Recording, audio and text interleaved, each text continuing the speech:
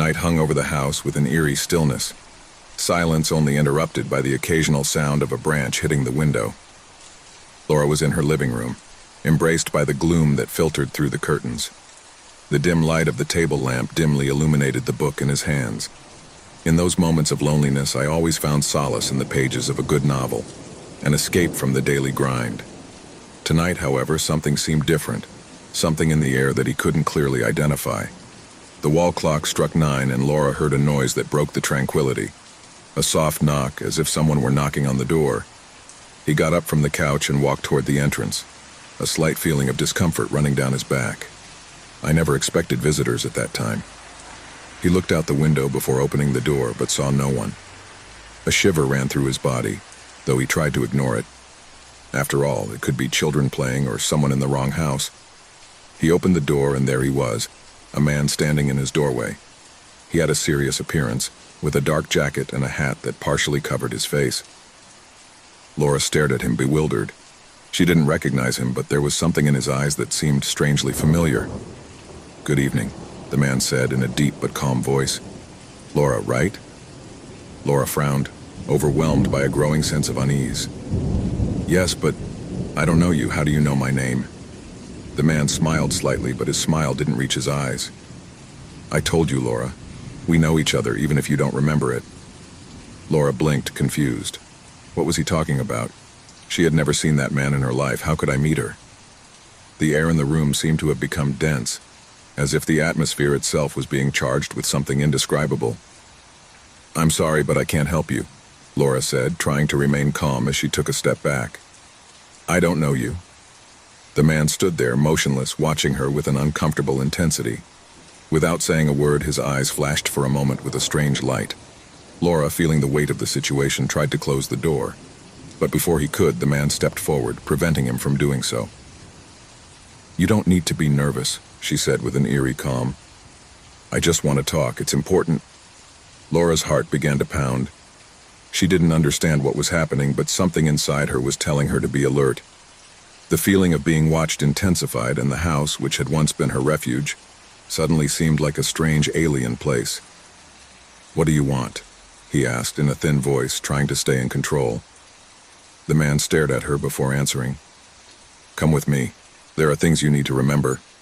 A shiver ran down Laura's spine. What things should I remember? The feeling of fear invaded her completely, but at the same time she couldn't help but feel intrigued. Something about the way the man spoke made her feel like she couldn't just refuse him. "I'm going to call the police if you don't leave," he finally said, unable to hide the anxiety in his voice. But the man didn't seem to flinch at the threat. "You can do it if you prefer," he replied with unsettling calmness, "but it won't change anything." Laura felt a growing pressure in her chest. The need to understand what was happening prompted her to take a step back, reluctantly allowing her into her home. The man walked into the room with terrifying naturalness, as if he had been there thousands of times before. "I shouldn't have," Laura muttered to herself, though she knew it was too late. The door closed with a dull sound, and the house was filled with an ominous calm, as if time itself had stopped. The air seemed denser, and the darkness thicker. She sat down on the couch, unable to take her eyes off the man. He sat down in front of her, his arms folded, staring at her. "What I want you to remember is that," he finally said. "Remember what you forgot." Laura frowned, completely bewildered. "I don't understand what you're talking about. I don't know you. Who are you?" The man stared at her, and for an instant, Laura saw something in his eyes that made her blood run cold. It was as if there was a connection between them, something deep and ancient that I couldn't comprehend. The feeling of dread grew inside him. "I am someone from your past," he replied, his voice deeper. "Someone who knows you better than you think, and something you forgot comes looking for you." Laura didn't understand what was happening, but the man's words echoed in her mind. Something in his tone, in his gaze, caused a feeling of deep terror to take hold of her, a primitive fear, as if something that had been hidden for a long time was about to be revealed. "Leave me alone," he said, rising quickly from the couch. But when she turned to the door, a piercing cry stopped her. "You can't run away from who you are." The scream echoed throughout the house, and at that moment Laura felt as if the walls themselves were closing in on her. He looked at the man in horror, feeling the air grow even denser, as if his own breath was getting heavier and heavier. "What do you want from me?" he murmured, his voice trembling, unable to comprehend what was happening. The man slowly got up, approaching her unhurriedly, as if he knew there was no escape. "What I want you to remember is that you remember everything you have forgotten." Laura backed away, but the shadows of the house seemed to envelop her, barring any attempt to flee. His heart was pounding, and a cold sweat ran down his forehead. The man looked at her with that same frightful calmness, and at that moment, she understood something that made her blood run cold. She was no longer alone. The icy wind was blowing against the windows of the train. The darkness was absolute, like a blanket that covered the vastness of the landscape. No one was on board except her. A woman with a pale face and restless eyes, sitting on an empty seat, was looking out the window, looking for something in the nothingness that could give her an answer. Her name was Clara, and she had taken the train for reasons she could hardly remember.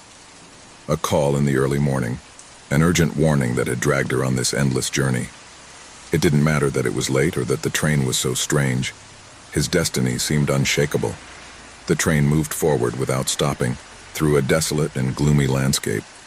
The trees seemed to die in their wake, their shadows spreading like specters crawling over the frozen ground. The only light was the dim light that came from the train lamps, creating more shadows than light. Clara couldn't take her eyes off the window. Sometimes I thought I saw figures moving in the dark, but when I looked again, nothing was there. She thought that maybe fatigue was starting to get to her, that the endless hours on the train were confusing her. The sound of the train was constant, like a dull murmur, accompanied by the creaking of the rails that seemed to intensify as time passed. Across the aisle, Clara observed the closed doors of the carriages. Something in the air had changed, but he didn't know what. The feeling of being watched took hold of her. He got up from his seat with effort, his legs trembling from the lack of movement. He slowly walked down the hallway, his breathing getting heavier as he neared the end of the train. When she reached the last door, she tried to open it, but something stopped her. A cold, inexplicable hand rested on his shoulder. Clara turned quickly, her heart leaping from her chest, but there was no one there. The hallway was empty. However, the feeling of being accompanied by something or someone was still present, persistent and overwhelming. With a trembling sigh, he opened the door of the last carriage. The scene that unfolded before her was completely different from what she had seen in the previous carriages. Instead of empty seats and metal walls, the atmosphere became thick, as if the air was charged with dense energy. The carriage looked older, the timbers worn, the walls covered in mold. The train was no longer moving, but it was not stopping either. It was suspended in time. A shiver ran down his spine. Clara stepped back, and at that moment she heard a faint sound like a whisper coming from the shadows. Something was calling to her, something she couldn't see but felt deeply. Cautiously, he walked toward the center of the carriage, his footsteps echoing strangely, as if the sound were muffled by the invisible mist that filled the air. Suddenly, the voice appeared. It was not a human voice, but a distant, muffled whisper, as if someone were speaking from the bottom of an abyss. "Don't go," the voice whispered. "You can't leave." Clara took a step back, her body stiff with fear. The whisper seemed to envelop her, filling every corner of her mind. Faces began to materialize around him, ethereal figures emerging from the shadows. Some of them looked human, but their empty eyes and disfigured faces made it clear that they weren't. Others were just shadowy silhouettes without a defined form, but with a presence so overwhelming that the air itself became dense and heavy. What is this?" murmured Clara, trying to find her voice in the midst of the chaos. The atmosphere was getting thicker and thicker, as if something invisible was pressing on it, crushing it. The figures began to move, gliding towards her with terrifying slowness. "We can't rest," said one figure, his voice hoarse and broken. "The train never stops for us. We're trapped just like you." Clara tried to take a step back, but her feet did not respond. She felt as if the ground was swallowing her shoes, as if every movement was a struggle against an invisible force that held her prisoner. The figures around him whispered, repeating words he couldn't understand. And then a different voice, clearer and full of despair, spun her quickly. "Help me!" shouted an approaching figure. Clara could make out the features of a woman, her face contorted with pain and anguish. "Don't leave me here. Don't go, please." But before Clara could answer, the woman disappeared, vanishing like a mist. The air became even colder, and the presence of the spirits began to surround her, getting closer and closer. Clara felt the weight of his gaze, the weight of his untold stories. The train was still not moving, but time no longer seemed to exist. Nothing moved outside the car, just a perpetual void that stretched into nothingness. At that moment, Clara realized the worst. She was also a prisoner. The train never stopped, never got anywhere. She was also trapped in that suspended space between the past and the future, between life and death. The voices intensified, the whisper of trapped souls surrounded her. "Why don't you leave?" A shadow murmured in front of her. "We couldn't, but you can still get out." But Clara didn't know if there was still anything left out. She didn't know if there was anything beyond the train, beyond the station where she was now trapped. Was she dead? Was she alive? The faces of the dead watched her, waiting for an answer that she herself did not have. Fear invaded her, terror began to consume her, but something inside her told her that there was a way out, a way to escape. "Let me out," shouted Clara, her voice cracking with panic. "Let me go." The shadows came closer, touching his skin with cold hands. "You can't leave," they said in unison. "The train never ends. Time does not advance for us, but there's something you can do." Clara looked at them, her eyes full of tears, her heart pounding. "What do I have to do?" he asked in a trembling voice. One of the figures, that of the desperate woman, approached her. "You have to decide. Stay and be one of us, or move on and break the cycle. But you'll never be free without making that choice." The sound of the train began to change. It was no longer the constant rumbling of the rails. Now there was a soft sound, like the rustling of fallen leaves. The station seemed to crumble around her as if the walls of the train were beginning to fade. "Choose quickly," said another shadow, his voice broken and anguished. "The train is stopping. You'll never have this opportunity again." Clara, her heart racing, looked around. Shadows clustered around her, reaching out their hands toward her soul. Time seemed to dilate and compress at the same time. She closed her eyes and took a deep breath. He knew what he had to do. He couldn't stay there. He couldn't become one of them. I needed to get out. Suddenly, the train stopped. A deep silence invaded the space. The darkness around him slowly dissolved, and Clara found herself back at the station, the fresh air beating down on her face. She was no longer alone. The shadows, the ghosts had vanished, and the station had ceased to exist. The train had come to an end, but Clara had also left the last station behind. She wasn't trapped, and though terror had been his companion all this time, he now understood that he had chosen freedom. No matter what came next, she had decided to continue, and with that decision, the train and the fear disappeared forever. The old house on the outskirts of the city seemed to be an ideal retreat for a man tired of the hustle and bustle of modern life. From the first moment he walked through his dusty yard and observed the crumbling walls of the house, something inside him told him that this would be his new abode. He had fallen on hard times, and the desolate place offered a kind of silent peace. The house was large, with long hallways and steps that creaked with every step. The air seemed thick, as if he was waiting for something, but the man didn't pay much attention to it. He was accustomed to solitude, and his life had always been a kind of emptiness, only full of work and misery. He did not expect that the house would change him, much less that it would awaken something in him that would haunt him until the end of his days. The man, whose name was Andrew, had acquired the property for a fraction of the original price. It didn't matter that the house was in ruins. He was determined to restore it, and that would be his project. It was all I needed, a purpose. At first, everything seemed normal. The house was full of dust and cobwebs, but nothing he couldn't clean and repair. However, on the second day of his move, while inspecting the basement, something strange happened. When he walked down the creaky stairs, he noticed an antique door that was slightly ajar. I had never seen that door before. It wasn't in the plans of the house, nor in the descriptions the realtor had given her. He decided to investigate. As he approached the door, a strange sensation ran down his spine. Something in the air was heavy, as if something was watching him. But Andrew was not one to be easily intimidated. He decided to open it. As he did so, a deafening creak filled the room, as if the world was complaining about that door opening. On the other side, he found a room that had been locked for many years. It was not a common room. He was completely isolated from the rest of the house, as if he had never been a part of it.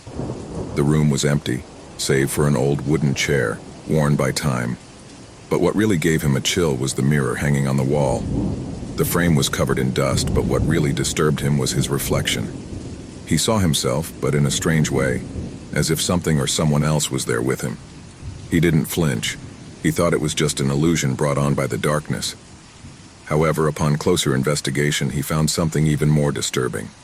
In one corner, under a layer of dust, was a small pile of personal belongings. Small memories that clearly weren't his. A pocket watch, a yellowed letter, a couple of crumpled photos. At that moment, the air around him seemed to become denser. Andres looked around, but the feeling of being watched became unbearable. He didn't know why, but he felt that something or someone had been there long before him. Something that I didn't want him to be there. Something that was waiting for him. The first night he spent in the house was strange. Andres felt restless, as if the house were alive, watching him, following his every move. In the early morning, he woke up suddenly, with the feeling that something had changed. There was a shadow in the hallway, a movement he couldn't identify. At first he thought he was dreaming, but when he got up, he realized that the lights in the house were off, and the only thing illuminating the darkness was the faint moonlight coming in through the broken windows. He tried to ignore it, but that nagging sense of being watched began to intensify. He decided to investigate the basement further, and this time he didn't limit himself to the hidden room. He walked down the long hallway, surrounded by walls that creaked as he went. Something inside him told him that he should find out what was happening in that house. Something was not right. That's when she saw it. In the deepest part of the basement, in one of the walls, there was a small crack. The crack was so subtle that it had gone unnoticed, but Andres felt that he could not ignore it. The crack was covered by a layer of dust and mold, but something inside it told him it was important. With trembling hands, Andres touched the crack, and to his surprise, the wall collapsed with a deafening noise. Inside the crack was something that took his breath away. A hidden narrow space covered by a kind of tapestry that had been left behind by someone. The room was full of things, but what disturbed him most was what he found in the center. An old broken bed, with sheets stained with something he couldn't identify. Next to it, on a small table, was a notebook. The notebook was almost intact, with worn and yellowed pages. Andres opened it cautiously. Inside, the pages were full of scribbles. They were notes, but not just any kind of notes. They were full of descriptions about him, about his movements from the moment he had arrived at the house. The details were horrifying.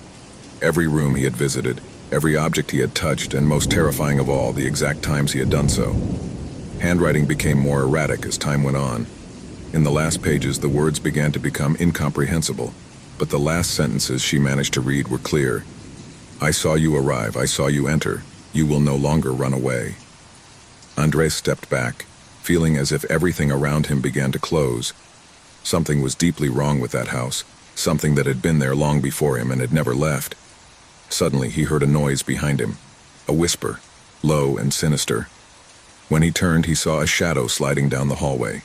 The figure was blurry, but there was something in his eyes that stared at him, as if it was waiting for him. Andres tried to run, but his legs did not respond.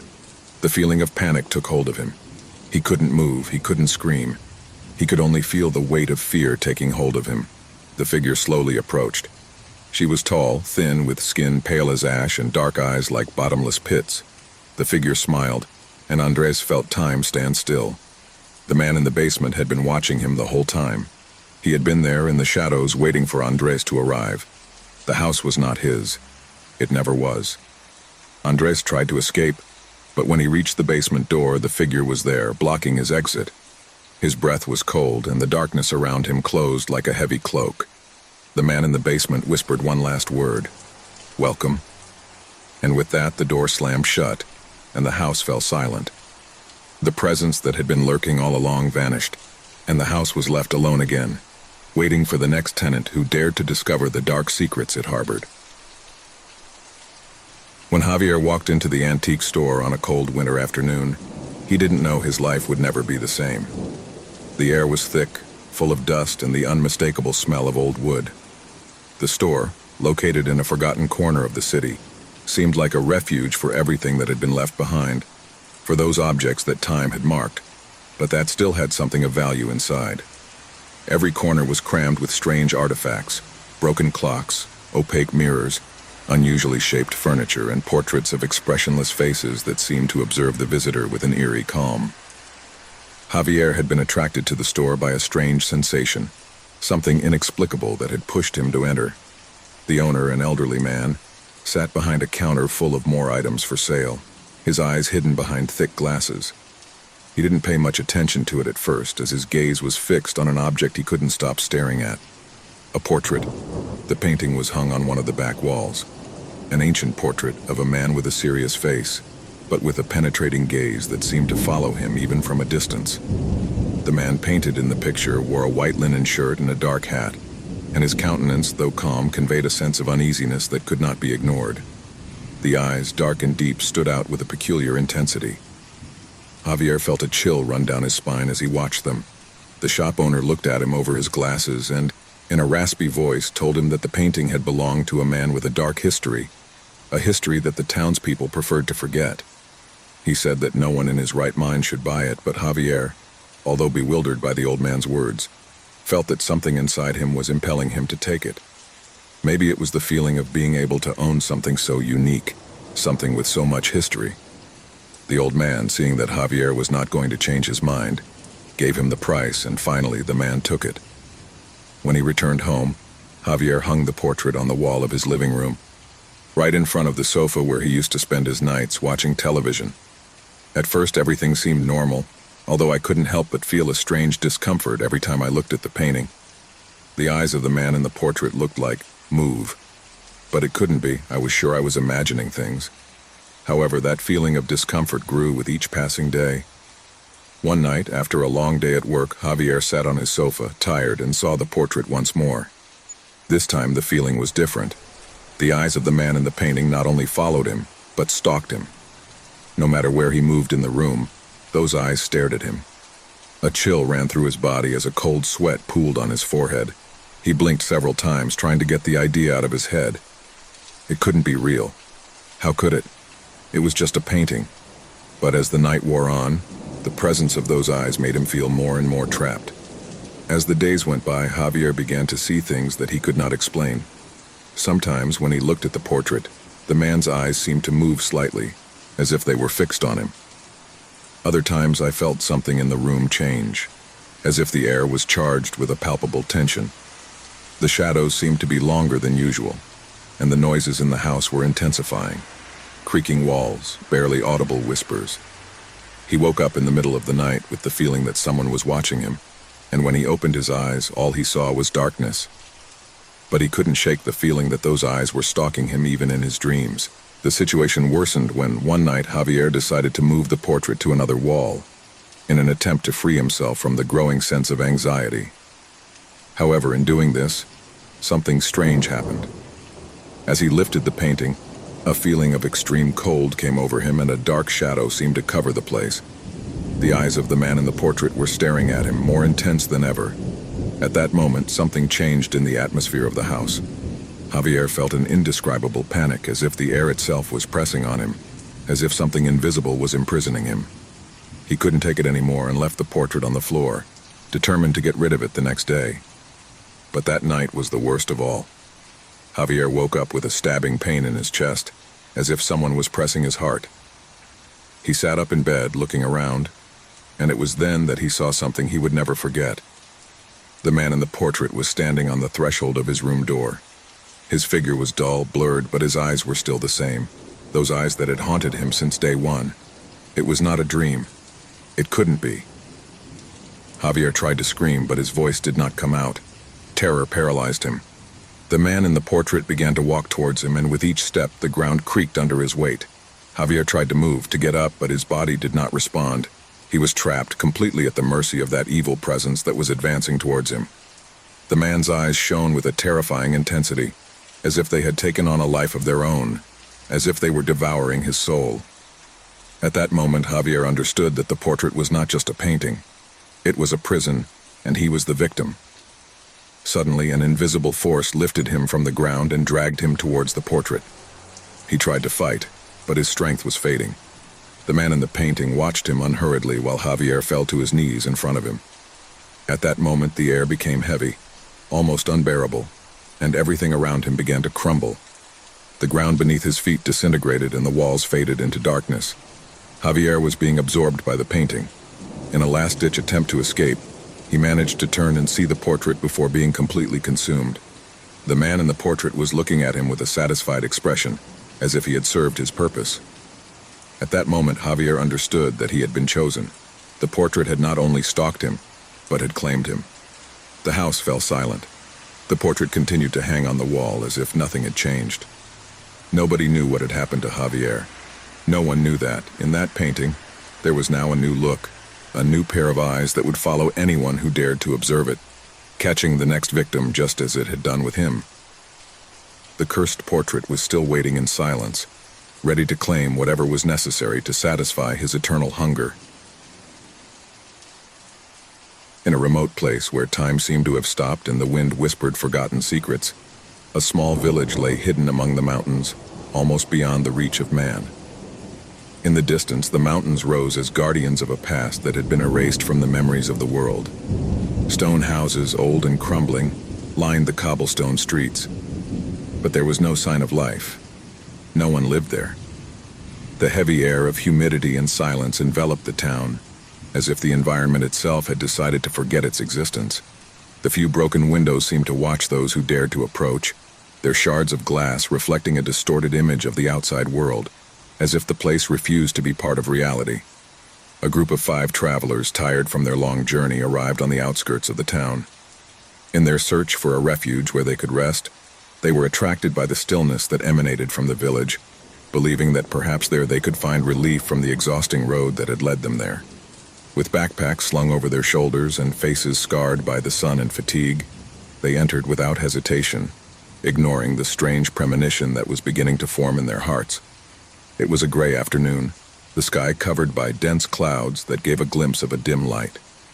Despite the calm of the place, something in the air was strange, oppressive, as if the very shadows of the houses were waiting for something or someone.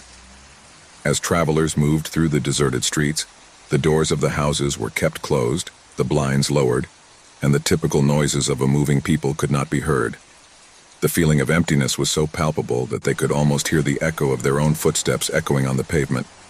Suddenly, one of them, Gabriel, looked up, feeling an unsettling pressure in his chest. At the top of one of the houses, through a dirty window, he could see a blurred figure leaning out to watch them. He couldn't make out their details, but just knowing that someone or something was watching them caused a stream of cold to run down his spine. "Have you seen that?" Gabriel said quietly, still looking out the window. The group looked at him, confused, but no one could confirm what he had seen. The figure disappeared before anyone could approach or say anything. However, that strange feeling of being watched settled in the air, as if the buildings themselves and the wind whispered ancient secrets that did not want to be revealed. As they explored the village, they realized that everything was in ruins. Streets that might once have been lively and bustling were covered in brush and debris. The houses, though empty, did not appear to have been abandoned recently. There were traces of a life that once flourished there, but it had all been trapped in time. The doors were still locked with old rusty locks, and the broken windows let out drafts of icy air. The people seemed to be stuck in a perpetual present, as if an invisible force had frozen life right there at that precise moment. "This place is not right," murmured Marta, one of the travelers, as she looked at the shadows that stretched along the walls of the houses, as if something or someone was watching them. "Don't you find it strange that it's so desert?" The group continued to move forward, and as they did so, the feeling that they were not alone intensified. As they walked down the main street, each of them felt the air pressure become denser, heavier, as if the place was slowly absorbing their energy. It was then that a sound, slight but disturbing, reached his ears. The creak of a wooden door opening. The sound came from one of the houses on the left. No one dared to move immediately. A shudder ran through their bodies, and for a moment they all looked at each other silently, wondering if the sound was real or just a hallucination created by the strange atmosphere around them. "Does anyone dare to enter?" asked Tomas, the bravest of the group, although his voice sounded more fearful than he intended. No one answered. The door opened even wider, as if an invisible force was pushing it. The pressure in the air was unbearable, and each of them knew that something was not right. but none dared to turn around. With a mixture of curiosity and fear, Marta was the first to approach the door. His steps were slow, measured, as if he were walking into the unknown, a place where the rules of the real world no longer applied. When she crossed the threshold of the house, a gust of icy air enveloped her, as if the very darkness of the place was consuming her. The interior of the house was gloomy, with furniture covered in dust and cobwebs. The walls, decorated with old landscape paintings that may once have been beautiful, now showed only distorted faces, as if the portraits in the painting reflected the tragedy of the place. A shiver ran through his body. I couldn't understand how a place so far from everything could have such dense energy, that feeling of death suspended in the air.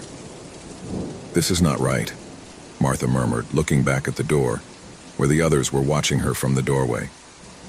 But before she could take a step back, she heard a whisper behind her.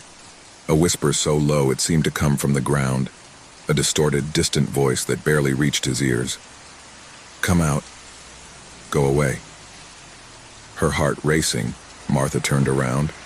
But before she could leave the house, the door slammed shut, trapping her inside. The group outside shuddered, hearing the loud sound of the door closing, and they ran towards it. But when they arrived, they found something even more terrifying. The door was sealed as if it had never existed. No one could enter or leave. Desperate, they began to look for a way to free her, but what they found inside the house left them frozen. The walls were covered with strange engraved symbols that seemed to move slowly as if they were alive.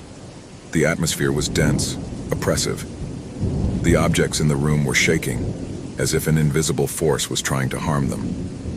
Suddenly, Martha appeared at the window, her face pale and disfigured with terror. She tried to speak, but her mouth only uttered unintelligible words. The travelers tried to shout at him, but their voices were lost in the air. As time went on, anxiety took hold of everyone. Despite their despair, something in the back of their minds told them that they must not leave the village without solving the mystery, that something dark lurked in the shadows of those forgotten ruins. No one could escape, but no one knew how to stop the nightmare. The shadows seemed to grow, lengthening as night fell. The people were alive, but not with the life they knew. He fed on fear, on the dread that was beginning to settle in their hearts. As the hours progressed, the figures began to appear again in the broken windows, staring at them with empty eyes, the eyes of those they never forgot. Each of the travelers began to hear whispers in their ears, soft but disturbing voices telling them different things. Some asked them to stay, that the people needed them. Others ordered them to flee before it was too late. The walls, the ceilings, the windows, everything seemed to come to life, changing, twisting, and every corner of the house seemed to want to devour them. Panic turned to pure terror when, without warning, a figure materialized in front of them. A woman with a pale face and eyes as dark as the night. His presence was so overwhelming that everything around him disappeared, and all that remained was his haunting figure, floating in the air. "They stay with us. Everyone must stay," the woman said in a raspy voice. A shriek broke the air as one of the travelers attempted to flee, but the door, once open, slammed shut again, sealing everyone's fate. As darkness enveloped them completely, they understood the cruel truth. The forgotten people would no longer let them go. They were part of their history, part of their eternal cycle of terror, doomed to be watched, and ultimately forgotten by all but those who dared to enter. In the end, all that remained were the shadows. In the depths of an ancient monastery, surrounded by impenetrable jungle, stood a forgotten reliquary, jealously guarded for centuries by a community of monks. No one knew of its existence except for a select few who, for generations, were in charge of protecting the object that was said to possess supernatural powers. Legend claimed that the reliquary was a container of curse, which had been sealed with spells so dark that anyone who dared to open it would fall into eternal damnation. Over the centuries, many had tried to find it, but none returned, and the monastery fell into oblivion. Today, a renowned archaeologist named Gabriel Vasquez, obsessed with unraveling the secrets of antiquity, arrived at the monastery. He had heard rumors about the reliquary, and the idea that its existence might be linked to humanity's ancient rituals and dark powers drew him in with irresistible force. Despite the warnings of his colleagues who told him about the disappearances of those who had searched for the reliquary, Gabriel decided to undertake the search. His greed to uncover the truth blinded him to danger, and he resolutely ventured deep into the jungle. As he went, the warning signs became clearer. Ruins that had never been documented appeared before his eyes, covered in strange symbols that seemed to move in the gloom, whispering unintelligible words. Gabriel felt a growing sense of anxiety, but his curiosity kept him steadfast. He had come too far to give up now. When he finally arrived at the monastery, he found the building in ruins, covered in weeds, but its structure still stood, almost defiant in the face of the passage of time. Inside, the shadows seemed to take on a life of their own, and a heavy air of desolation permeated every corner. The monks who had cared for him for centuries were gone, but something remained, something sinister. Gabriel could feel it, a tug in his chest, as if a presence was watching him, waiting. He went into the heart of the monastery, an ancient room that seemed untouched by man in centuries. In the center of the room, on an altar covered with dust, rested the reliquary. It was a small object, but it emanated a dense, dark energy, as if it were alive. Gabriel, feeling a mixture of fear and fascination, could not resist the temptation to approach. As he took the locket in his hands, a wave of cold ran through his body. The whispers in the air intensified, and the room seemed to become even darker. However, Gabriel couldn't stop looking at him. At that moment, a spark of doubt crossed his mind, but greed overpowered him. He opened the locket. From that moment on, the world around him changed. Shadows that were once static began to move, taking on distorted and grotesque shapes. A dark figure emerged from the gloom, its red eyes glowing with an evil intensity. It was the spirit of an ancient monk, whose soul had been trapped in the reliquary for centuries, doomed to wander among the planes of the world of the living and the dead. The spirit began to whisper words in a forgotten language, and Gabriel felt his soul tremble, as if the words themselves pierced his mind. The figure approached slowly, floating in the air, and its red eyes locked onto Gabriel's. A sense of indescribable horror came over him. He could feel the cold presence of death beside him, a death that watched him, waiting. The ground began to shake, and Gabriel backed away, terrified. The walls closed around him, as if the monastery were alive, trying to devour him. With each step back, the whispers became more intense, more urgent. Gabriel tried to flee, but the doors of the monastery closed with a deafening roar, and a dark shadow surrounded him completely. His breathing became erratic, and his mind began to wander. He was no longer alone. He felt presences around him, dark figures watching him in silence, waiting for his fall. The monk's spirit was advancing toward him, an invisible force pressing on his chest, making it difficult for him to breathe. The darkness surrounded him, consumed him, and Gabriel could no longer distinguish between reality and the nightmare that was unleashed around him. As the darkness advanced, Gabriel could hear a wail, as if the very walls of the monastery were weeping in agony. The monks who had guarded the reliquary, those who had sacrificed themselves to seal it, were now rising from their graves. Their rotting bodies walked through the shadows, crawling toward him, as if trapped in a prison of eternal death, seeking revenge for the breaking of the seal that had kept the dark forces at bay for centuries. Gabriel tried to scream, but his voice choked in his throat as if something was strangling him. He couldn't move, he couldn't breathe. The terror had completely paralyzed him, and all he could do was look around while the shadows closed in on him.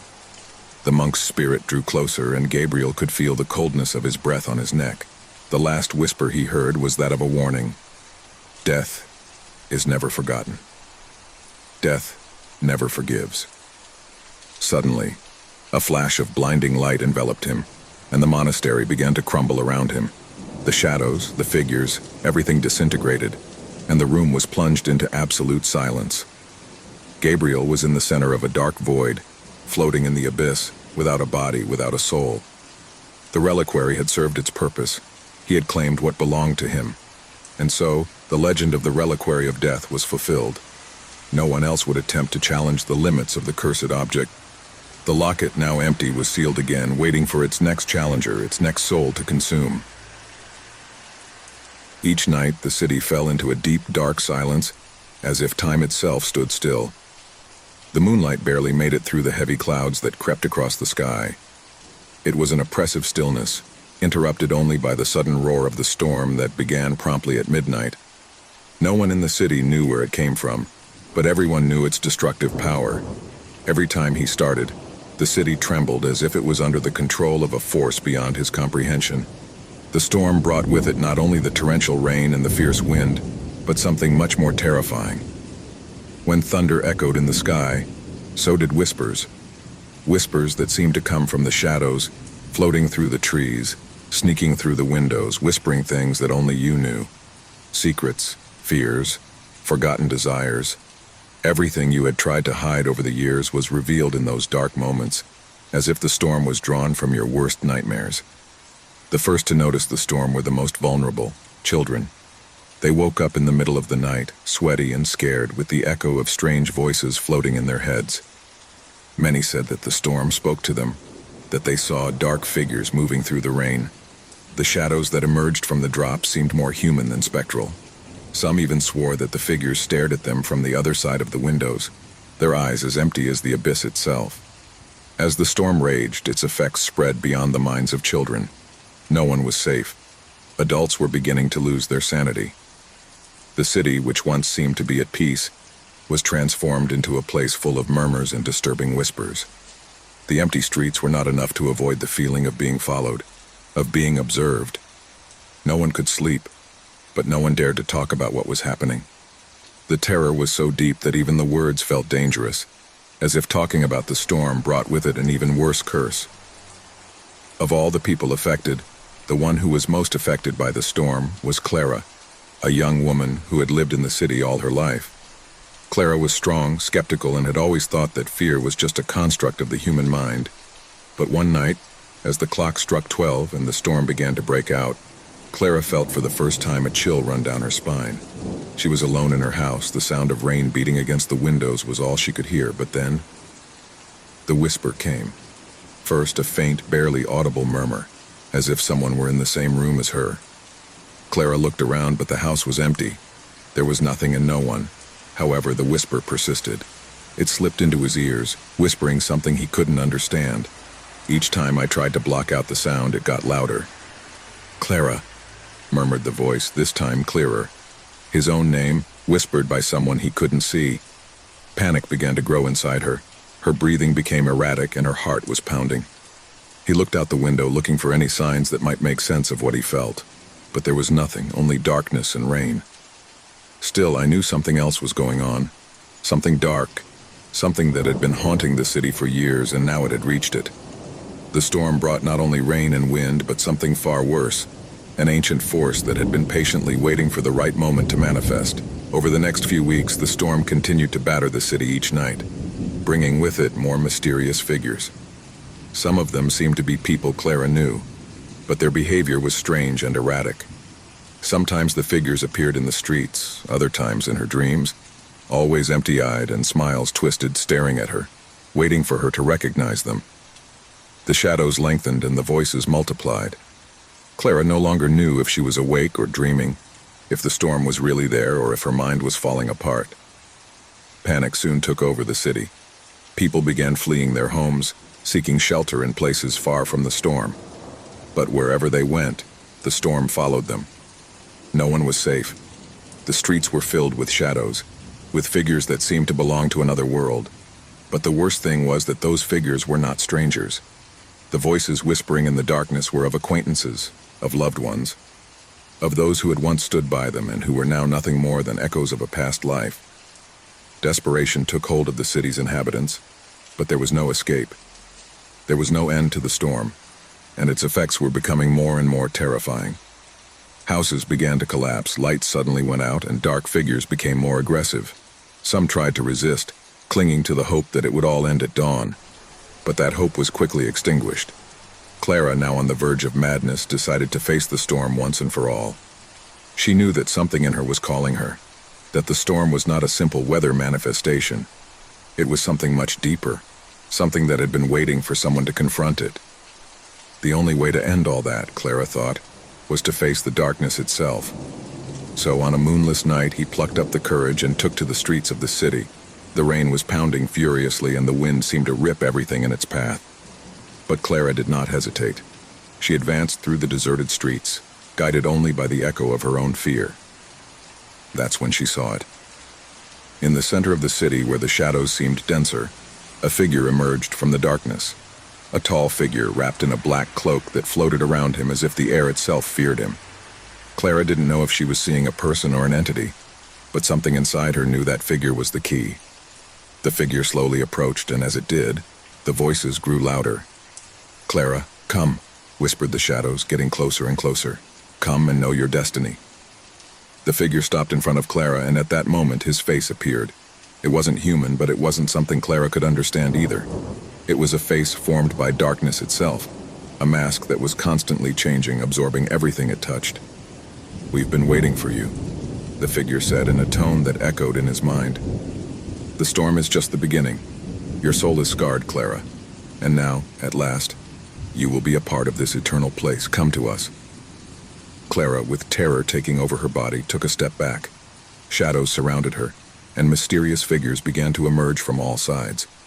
Murmurs filled the air, and the figure in front of her stretched out a hand towards her. I knew I couldn't escape.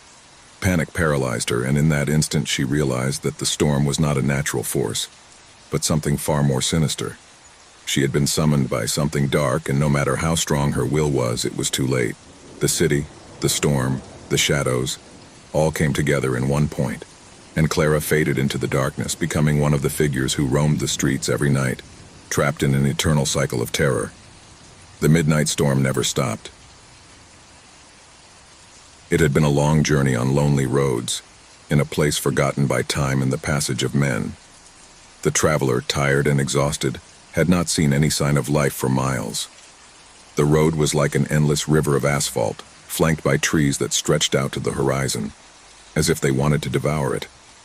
The sunlight was beginning to fade, dyeing the sky a warm, ominous red. He thought about stopping at any hostel, but in his desperation he barely saw a small sign indicating the existence of a hotel. "Forgotten Hotel," read the faded paint on the sign. It seemed perfect for an overnight stay, a refuge, a break from the endless road. When he arrived, the place seemed much older than he had expected. The walls of the hotel, covered in moss and mold, gave the impression that the place had been forgotten by the whole world. The building was large, two-story, with broken windows and doors that creaked as they moved. However, something about the place attracted him, and fatigue pushed him to enter. The door opened with a frightful creak, but on the other side there was nothing but darkness. He hesitated for a moment, but then the need for rest overcame logic. He pushed open the door, which slowly gave way, revealing the hall. The front desk was dark, with only a dim light flickering over the counter. A strange-looking man with an aged face and an expressionless gaze was sitting behind the counter. He didn't say anything, just looked up and gave him a room key. The traveler accepted it with an uncomfortable feeling in his stomach. The atmosphere was strange, as if time did not exist within the walls of the hotel. He climbed the stairs, feeling the weight of the stairs creak beneath his feet. When he reached the hallway, he realized that the walls were covered with old photographs, but not the typical family photographs. No, they showed strange and distorted faces, people with empty eyes and disconcerting expressions. Somehow, those images seemed familiar, as if they were staring at him. However, he kept going, ignoring a sensation that he couldn't shake. The room was small, with an aged-looking wooden bed and a window that looked out onto a desolate landscape, as if the world were just an endless expanse of gray land. The lamp flickered, and when he turned off the light, the room was plunged into deep darkness. But something wasn't right. There was a smell of humidity and something else in the air. Something he couldn't identify, something that made him uncomfortable. He went to bed, but he couldn't sleep. Shadows seemed to move around the room, slipping through cracks in the walls and ceiling. He got up, and as he approached the window, he looked more closely at the outside. There was no movement in the landscape, but something in the distance caught his attention. A figure standing in the middle of the field, motionless, looking towards the hotel. The figure looked human, but its posture was strange, as if it was unnatural. The traveler looked away, feeling a twinge in his chest, but when he looked again, the figure had disappeared. Restlessness began to take hold of him, and he decided to leave the room. He returned to the corridor, where the old portrait seemed to look at him with more intensity. Upon arriving at the lobby, he noticed that the man at the front desk was no longer there. Instead, a door was ajar, and on the other side, a light flickered faintly. Intrigued, he walked over and pushed her cautiously. What he saw took his breath away. In the room was a wooden table covered with dust. and on it an old photo album. He approached and opened it. The photos were from previous hotel guests, but something was wrong. The people in the photos did not have full faces. Their eyes were hollow, empty, and their smiles distorted. On the last page, one photo in particular made his blood run cold. It was him. He was in the picture, even though he had never been there before. The image showed his face with empty eyes and a macabre smile that froze his soul. Suddenly, the ground beneath his feet began to creak, and a deafening sound, like a murmur of whispering voices, filled the air. The walls began to shake, and the traveler felt as if the shadows in the corridor surrounded him. In horror, he noticed that the figures in the photos seemed to come to life, their empty eyes fixed on him as their lips formed mute words. Suddenly, one of the figures detached from the photo and dissolved into a dark fog that began to envelop him. Fear invaded him completely. He ran to the door, but before he could reach it, the figure in the photograph appeared before him, now a grim specter, with a sinister smile that seemed to mock his despair. The figure stretched out its hand towards him, and the traveler, unable to move, felt as if the air were escaping from his lungs. Every corner of the hotel was filled with voices whispering dark secrets about everyone who had been there before him. The hotel's former guests, those who had disappeared without a trace, were now part of an eternal curse. The traveler, in his attempt to escape, ran to the exit, but in the hall he saw the walls crumble, photographs falling from the walls, and figures in the photos sliding toward him closer and closer. He tried to open the door, but it was sealed, trapped inside the hotel.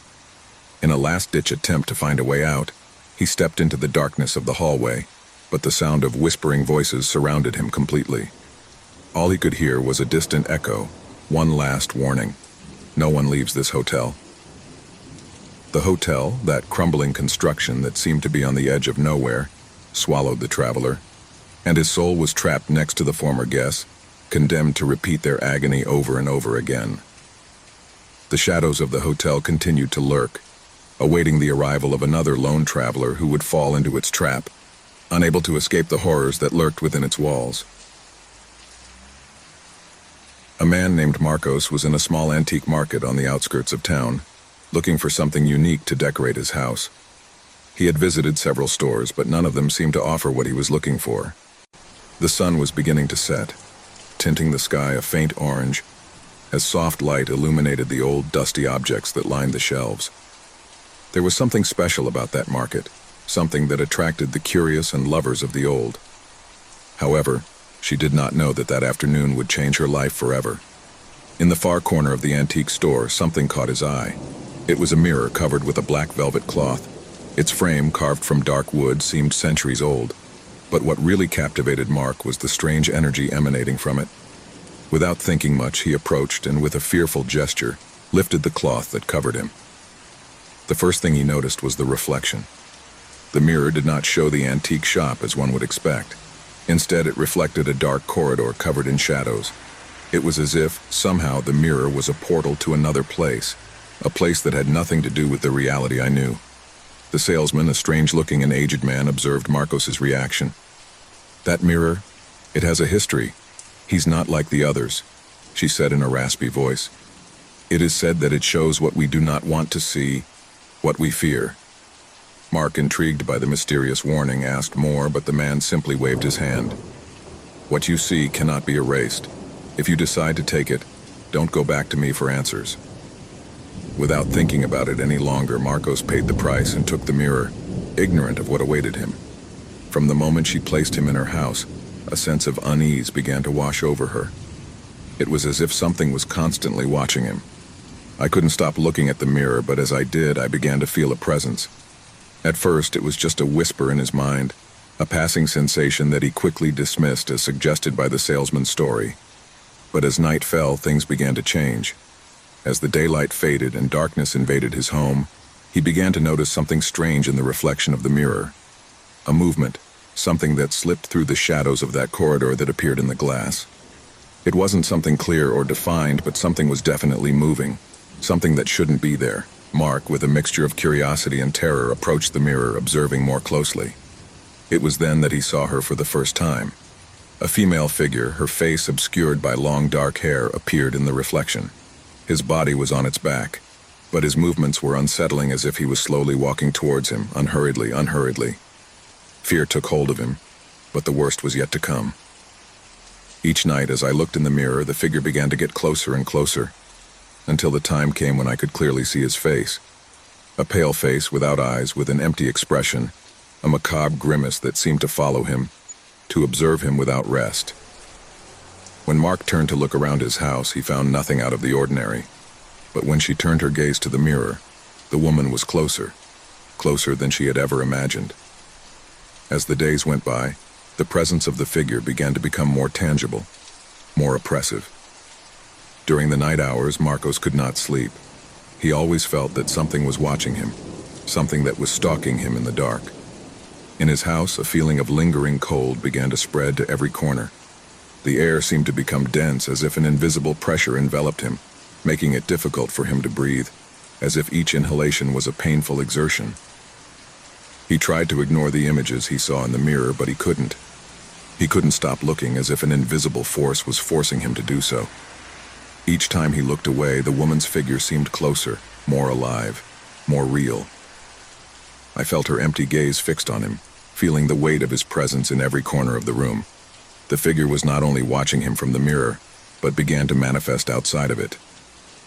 Marcos saw strange shadows in the reflection, figures fading and appearing, as if the house itself were being invaded by that dark corridor. Sometimes I heard footsteps, faint whispers that could not be explained. His mind was filled with dark thoughts, as if something was inside him, controlling his thoughts and his body. One night, unable to bear it any longer, he tried to get rid of the mirror. He covered it with a blanket, kept it in the basement, but the woman's feeling never went away. In his dreams, she was chasing him, her empty eyes fixed on him, getting closer and closer until darkness enveloped him completely. I woke up in a cold sweat, feeling that something had changed. Something had crossed into the real world from the reflection. That's when the figure began to speak, a soft, almost whispering voice that didn't come from any physical place, but that he could hear clearly in his mind. "I've been watching you, Marcos. I followed you from the moment you first looked at me. You're mine now, and you always will be." The words completely froze him. Each night, the visits became more frequent, and the woman's presence began to take on a more solid shape. Terror consumed him, but there was no escape.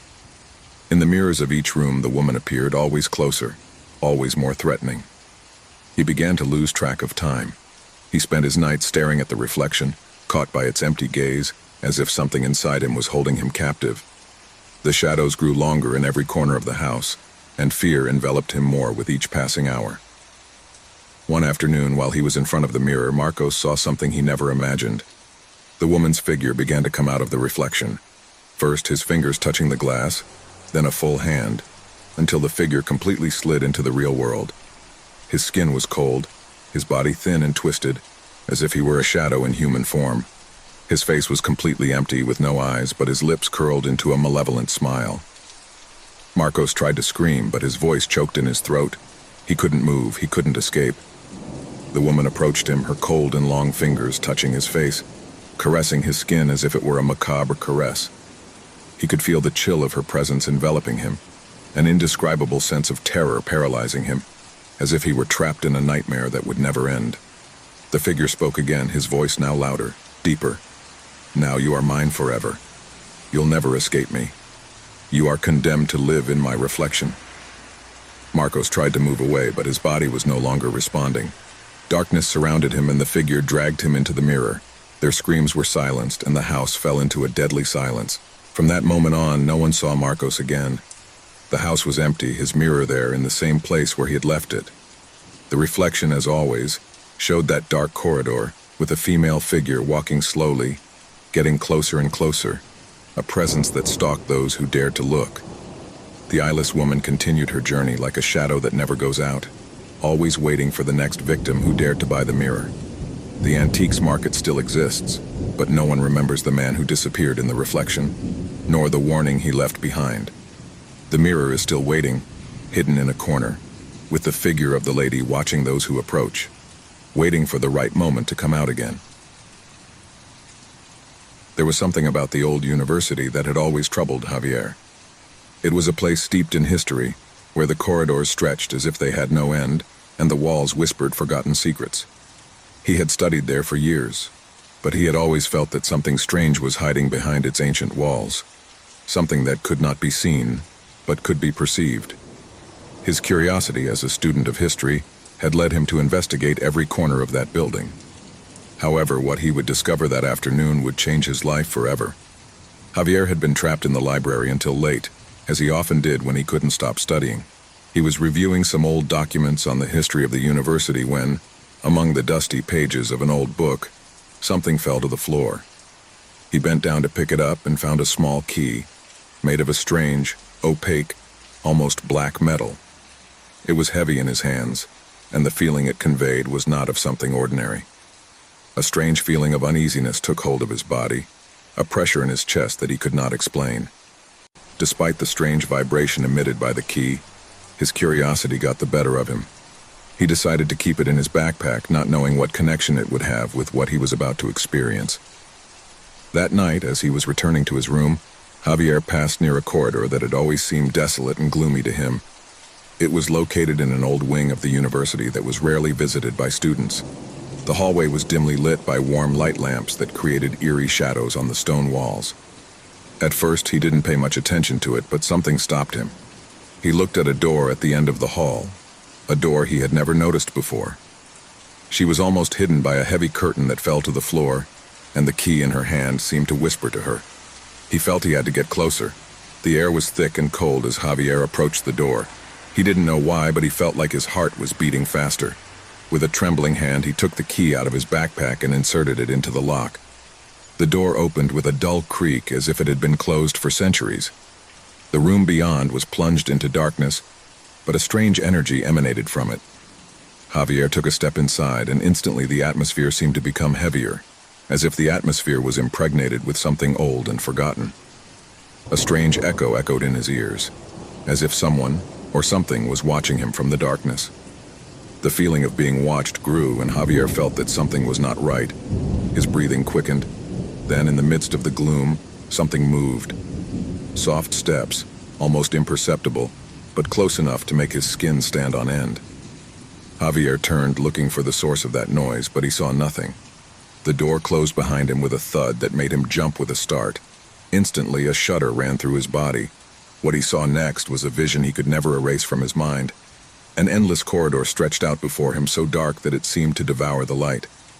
However, there was something else, something I couldn't comprehend. The shadows moved, stretched, and shrank around them as if they had a life of their own. The air became even denser, and the silence became unbearable. Then, from the depths of darkness, a voice whispered his name. It wasn't a human voice, nor was it a familiar whisper. It was an unnatural, guttural murmur that seemed to come from the walls themselves. Javier. The voice not only called him by name, but spoke to his soul, filling it with indescribable terror. The shadows began to move more quickly as if attracted by his presence. Javier felt that something was stalking him, that he was not alone, and at that moment a shiver ran down his spine. A sound, similar to a heavy sigh, slid through the walls, getting closer with every breath I took. At first, Javier thought it was his imagination, a simple illusion created by the darkness of the corridor. But then, a dark shadow, denser than the void itself, materialized before him. It was the form of a human being, but its eyes shone with an unearthly empty light, as if there was no life inside. The figure did not walk. It floated, gliding on the ground with a spectral grace. Javier tried to back away, but his feet seemed to be glued to the ground, as if the corridor itself was holding him back. The figure began to slowly approach, and Javier could hear the cracking of his own bones as he tried to move. The shadow stared at him, its empty eyes fixed on his. An icy cold enveloped his body, making him shiver violently. The figure whispered something that Javier could not understand, but the sensation it produced was clear. Death was stalking him. Desperate, Javier tried to run, but his legs did not respond. Shadows rose around him, enveloping him. A mocking, sinister, and resounding laugh filled the air, as if the very walls were laughing at their suffering. A dark, oppressive energy crushed him, pushed him forward into the unknown. There was no escape. The darkness devoured him. When he finally managed to take a step, the feeling of being watched grew even more. He realized that he was not alone in that hallway, that other presences surrounded him. Formless beings, wandering shadows that seemed to feed on his fear. He could feel their piercing gazes as if their eyes were piercing him, and for a moment, Javier felt his very soul fade under the weight of those empty eyes. As he moved forward, the corridor seemed to get longer and longer. The murmurs of the shadows intensified, and a strange heat began to invade the atmosphere. But it was not the warmth of a friendly presence. It was the heat of something evil, as if hell itself was taking shape around him. A shiver ran down his spine when, in the darkness, he heard a clearer voice, this time human. A man's voice, raspy, broken by time. "Why have you come here?" Javier turned quickly, looking for the source of the voice, but there was nothing, just shadows, twisted and dark. The voice seemed to come from everywhere, echoing in his head. An unbearable weight accumulated in his chest. The pressure was getting more and more intense. The dark figure drew nearer and nearer, and the cold of death caressed his face. The voice resounded again. "This place is not for you. What you find here can never be undone." Javier wanted to scream, but his lips wouldn't move. He tried to turn back, but the corridor closed around him as if the darkness itself had caught him. Shadows began to advance towards him, taking shape, becoming human figures, their eyes empty and their mouths open in a grotesque grimace. "Run!" shouted an inner voice, but Javier could no longer move. The last shadow, the largest and darkest, slipped toward him and stretched out a spectral hand toward his face. The feeling of cold intensified, until all Javier could feel was nothingness. And then the corridor fell into absolute silence. The door, the one he had opened, closed again. The key disappeared, leaving behind a forgotten corridor, awaiting the arrival of the next victim. In the darkness of the night, a dull roar filled the air. The accident had been brutal. A roar of metal and glass exploding, the sensation of a violent jolt, and then emptiness. Samuel had lost consciousness. The last image in his mind was that of a blinding beacon of light coming from a fast-approaching car. I didn't remember anything else. When he woke up, his body felt strange, heavy, as if he was completely asleep. He tried to move his fingers, but the stiffness was almost unbearable. Where was it? The air was dense, cold. The first thing she noticed was that she wasn't in the hospital. Instead of the cold, white walls of an emergency room, he was reclining on a hard seat in a vehicle. At first, he didn't understand. He was in a funeral car. The smell of wood and what looked like melted wax enveloped him. The dim light came from a low lamp on the roof of the vehicle, barely illuminating the faces of the other passengers. Samuel blinked several times, waiting for his eyes to adjust. The funeral car was in motion, and the shadows inside it danced with the swaying of the road. He looked straight ahead, where the driver seemed not to pay attention to him. The figure was barely visible, shrouded in shadows, and the steering wheel was spinning incessantly, with no human movement to be perceived inside. Samuel tried to speak, but his throat was dry. He looked around. To his right was a figure wrapped in what looked like a black cloak. The face was covered by a white mask, expressionless. A shiver ran down his spine. To his left, a woman with long black hair sat with her eyes closed, with an expression of absolute detachment. He seemed not to notice his presence in the least. The air was permeated with a silence that penetrated the bones. Suddenly, the vehicle went around a sharp curve, and the sound of muffled laughter could be heard in the distance. It was like a vibration in the air, something ethereal, as if it came from a different dimension. Samuel couldn't understand it. I couldn't comprehend what was happening. Everything in his mind seemed to be woven in a tangle of confusion. He looked straight ahead again, and there in the driver's seat there was no face, only a dark figure, the silhouette of a humanoid being, who did not seem to move at the pace of the chariot. The vehicle continued its journey as if it had no end. Samuel felt a sudden terror in his chest. I didn't know what was happening, but I knew I couldn't be there. The lights flickered, and with each flash he saw something else in the other passengers. Something I couldn't clearly identify. The woman to his left seemed to have changed her position. Now she was staring at him, her eyes empty, like bottomless pits. An intense cold ran through his body, and his breathing became erratic. It was not possible that he was seeing it. Or is it? Suddenly a terrifying thought crossed his mind. He was not alone in the car. At least not in the way I thought so. He looked around once more. The other passengers sat in an eerie calm. No one moved, no one spoke. The two men in the back of the vehicle, both in dark shirts, did not appear to be alive. They were like statues. In the blink of an eye, Samuel noticed something strangely familiar surrounding them. The air no longer smelled of damp or wood. Now it smelled of damp earth, of something rotten and moldy. The feeling of panic enveloped him again. Something was not right. Involuntarily, his hands tried to hold onto the seat, but he noticed that his fingertips were purple, as if he had been motionless for hours. He couldn't move. He felt a knot in his stomach, as if an invisible weight was crushing him. A whisper broke the silence, just a murmur coming from the seat next to him. "Have you noticed?" The voice was low, almost inaudible.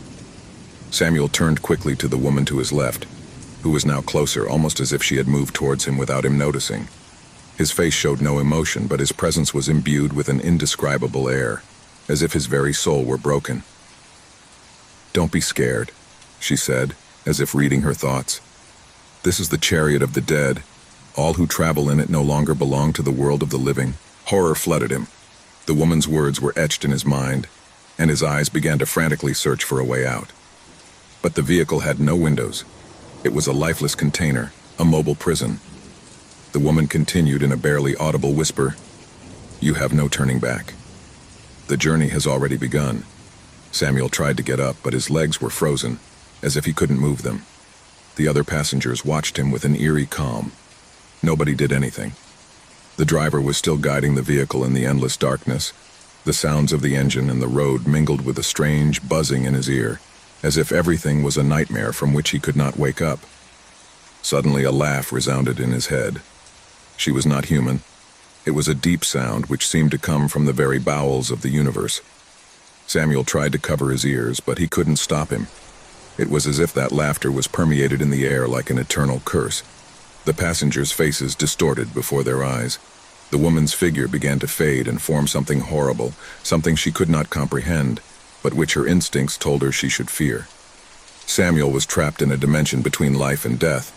I couldn't understand why or how I had gotten there, but I knew that the sense of danger was more real than ever.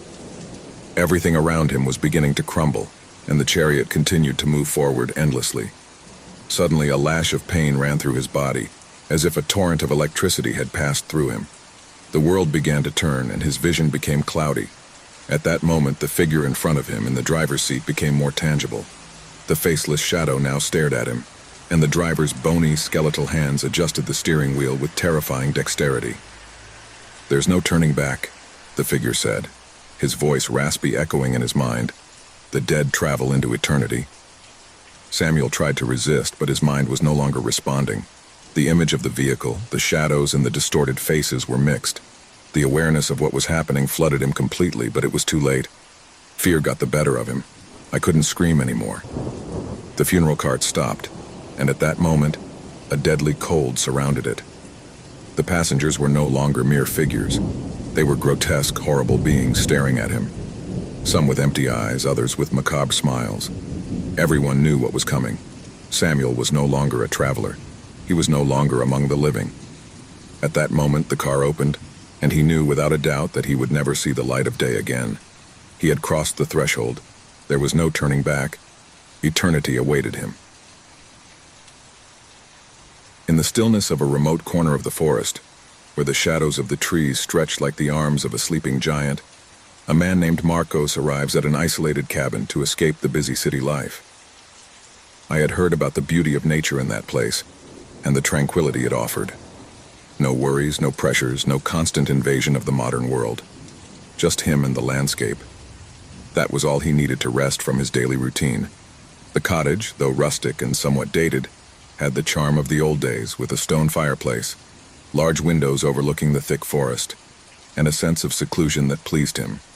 It was everything you could want for a solo holiday, without the interference of people or the bustle of everyday life. That night, after a day exploring the forest, he lit a fire in the fireplace and sat down on the sofa, deep in thought. The creaking of burning wood was the only sound that interrupted the deep silence of the night. Shadows danced on the walls of the cabin, as the darkness outside stretched beyond the reach of the light. He went to bed early that night, exhausted from the walk, but something in the air kept him restless. There was something strange about the stillness, something I couldn't identify. He tried to calm his mind, but the feeling persisted. He closed his eyes and fell into a restless sleep. Dawn came with a faint glow, barely filtered through the leaves that covered the windows. Mark woke up abruptly, feeling a strange pressure in the air. It was not the sound of the wind, nor the nature that I used to hear in the morning. Something felt different, as if the atmosphere were charged with an unsettling energy. When he got out of bed, he noticed something strange. On the floor of the room, right in front of the door, there was a large footprint, bright red, as if someone had left a mark on the ground, but it looked like anything else. The footprint wasn't just fresh blood. It was as if the mark was alive, latent, as if it had been left behind by something far more sinister than a simple accident. Marcos approached cautiously, the air in the room weighing on him like a blanket. The footprint stretched across the floor, leading to the door of the cabin. Trembling, he bent down to examine her more closely. It wasn't a mistake, nor something that could have been left by accident. It was a clear mark, an ominous sign that seemed to mock him. The footprint did not end there. When he opened the door, he noticed that he continued down the hallway, down the stairs to the main entrance of the cabin.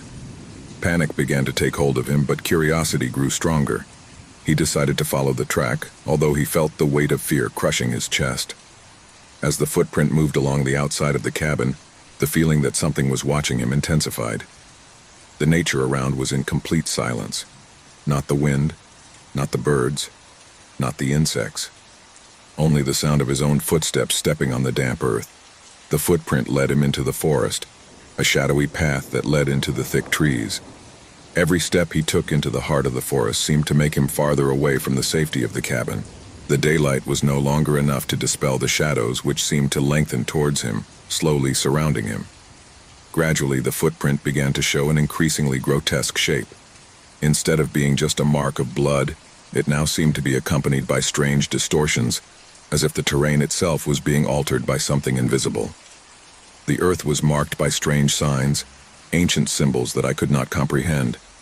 The panic began to turn into something deeper. Mark tried to turn back, but the footprint drew him, as if he had a will of his own, as if something in the forest was calling him, guiding him. In his attempt to return to the cabin, he noticed that the forest looked different now. The treetops, once familiar, now looked strange, as if they were watching him, as if they knew him. A shudder ran down his spine. When he arrived at a clearing in the forest, he saw something that completely paralyzed him. In the center of the clearing, there was a figure erect, standing, waiting. The figure was indistinct, without clear features, but its presence was terrifying. It wasn't human, but it seemed to have a form, a structure. An echo of his humanity, but distorted. The bloody footprint had led him there. And as he approached, the figure moved.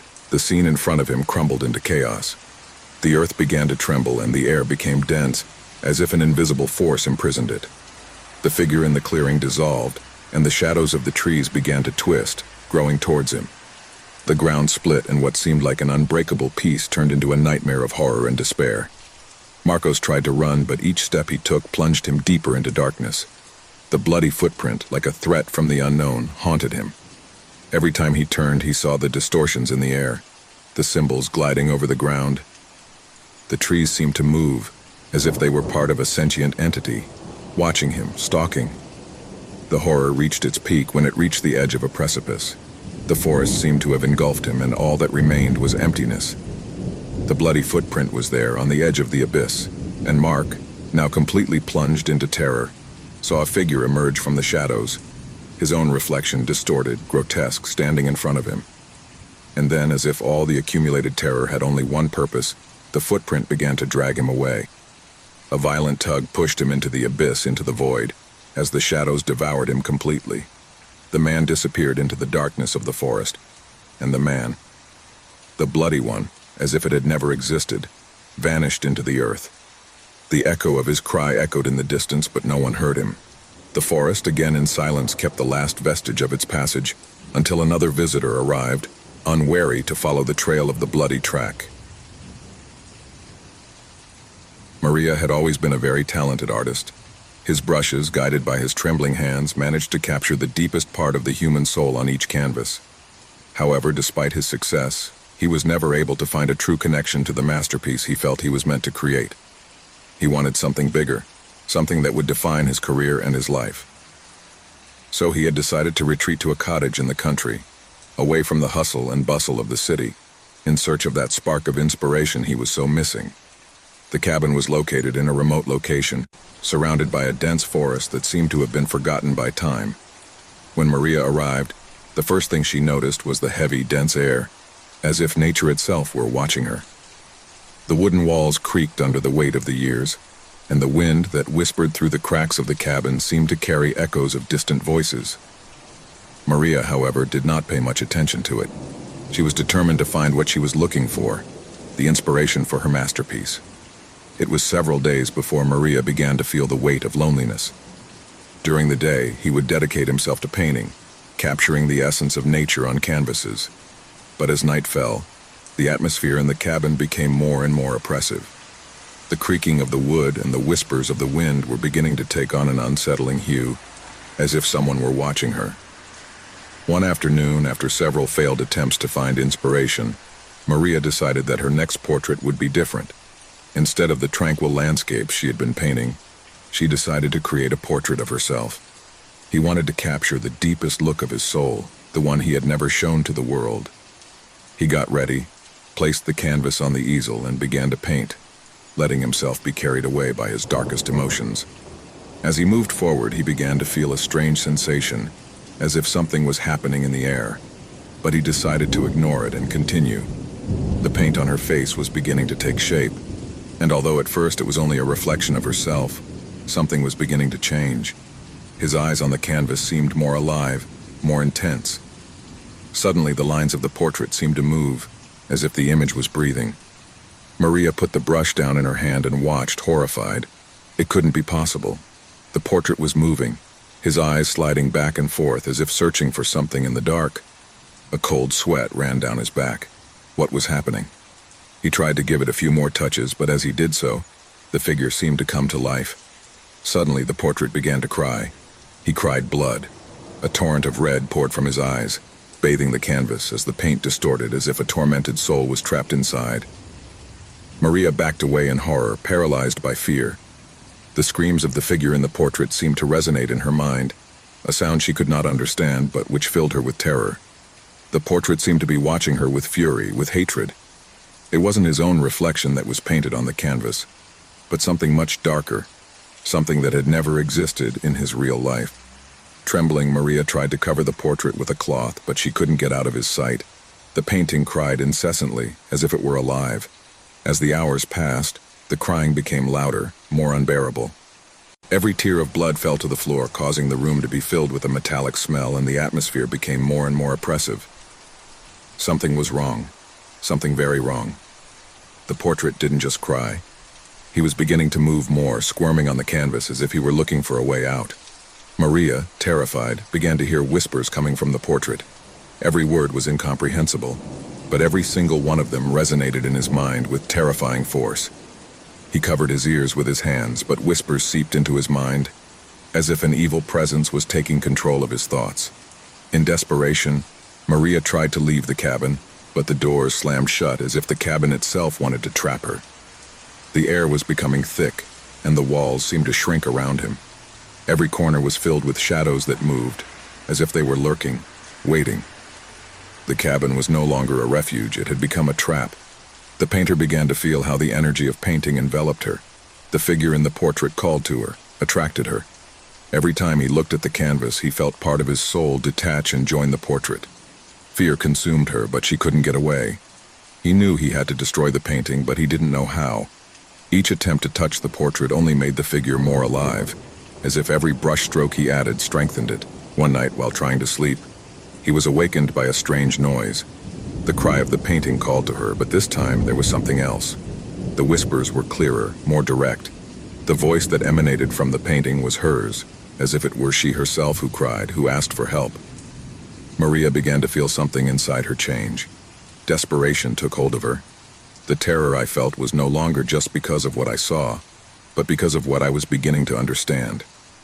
The figure in the portrait was not only a representation of her, but was taking her place, absorbing her essence, her life.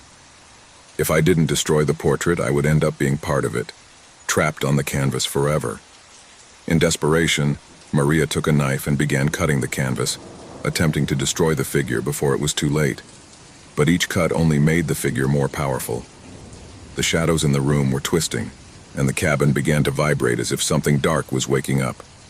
With each cut, the portrait cried louder, and the blood that fell from the canvas began to drip onto the floor, forming dark puddles that seemed to swallow everything they touched. Terror took hold of her completely. I could no longer distinguish between the real thing and what I was seeing in the painting.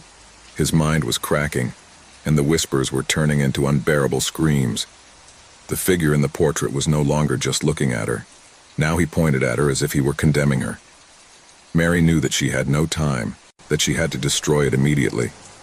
With one last effort, he took the portrait and threw it into the fire in the fireplace. The canvas began to burn, but the scream that the figure uttered when the fire touched it was the most frightful he had ever heard. The flames seemed to devour the paint, but something else was happening. The shadows that had once moved around the hut were now concentrated in the fire, as if they wanted to prevent the portrait from disappearing. When the portrait was finally consumed in the flames, the hut fell silent. The air cleared and the oppressive atmosphere began to dissipate. Maria fell to the ground, exhausted but relieved. The feeling of being watched, of being hunted, had disappeared. However, when he looked at his hands, he noticed something strange. His skin was beginning to take on a gray hue as if it was crumbling. His body felt light, almost ethereal, and his face reflected an expression of horror that he had never seen before. At that moment, he understood what had happened.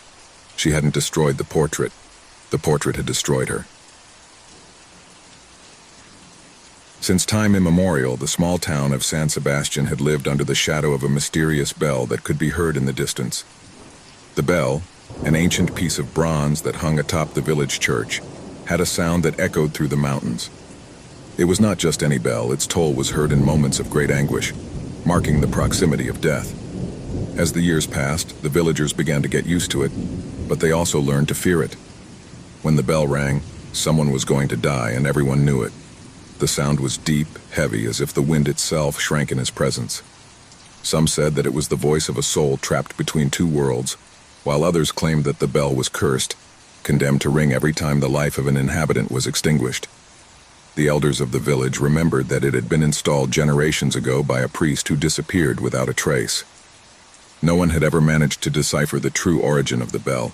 Everyone was afraid to approach her. The people had survived generations of suffering, always with the same curse lurking.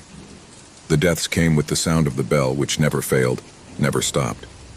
In the darkness of the night, its sound penetrated the houses of the inhabitants, announcing the fate of some of them.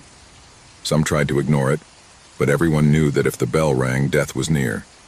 On a stormy night, the sound of the bell was louder than ever. He struck with an intensity that seemed to reverberate in the bowels of the people.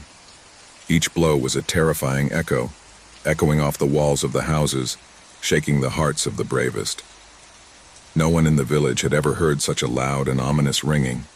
Anguish took hold of all who heard that sound, which reached the depths of their souls.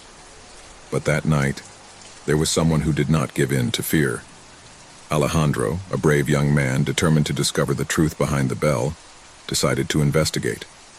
He had heard many stories and legends about his origin, but the need for answers had led him to challenge superstitions. As the storm raged, Alejandro left his house with a flashlight in hand. I knew something wasn't right, but I was willing to face the unknown. The streets of the town were deserted, the windows closed and the doors barred. The houses, normally full of life, had become mausoleums, all the inhabitants fearful of the bell.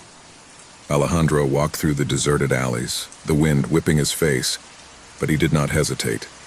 The church, which stood like a dark giant on the top of the hill, was waiting for him. I knew that there I would find the answer. The bell could not be the only mystery in that place. Something else was hidden. Something else was waiting to be revealed. As he ascended the steep path that led to the church, the fog thickened, enveloping everything around him. The light of the lantern trembled with every step he took, as if darkness were trying to swallow everything in its path. The sound of the bell kept ringing louder and louder, closer and closer. It was as if the bell itself was calling him, guiding him to his destination. When he reached the doors of the church, Alejandro felt a chill run down his spine. The doors, which had always been closed, were now ajar, as if they were waiting for him. Without thinking, He pushed the door hard, and as he crossed the threshold, the cold air enveloped him. The church, normally a place of peace, was now plunged into dense darkness. There was no light except for Alexander's lantern, which struggled to light the way. The sound of the bell seemed to come from deep within the church. Alexander walked slowly toward the altar, his footsteps echoing on the stone floor. As he advanced, the darkness seemed to take on a life of its own, as if shadows were watching his every move. The walls of the church rose like giants, and the roof seemed to crumble above his head. The figures carved into the stone, the statues of the saints, looked strange, deformed by the darkness. Finally, he reached the altar where the bell hung overhead just above a stone pedestal. It was huge, its size huge, and its presence overwhelming. There were no visible strings or mechanisms, and yet the bell kept ringing, non-stop. Alexander, paralyzed with terror, looked up at the altar and saw something that made him shudder.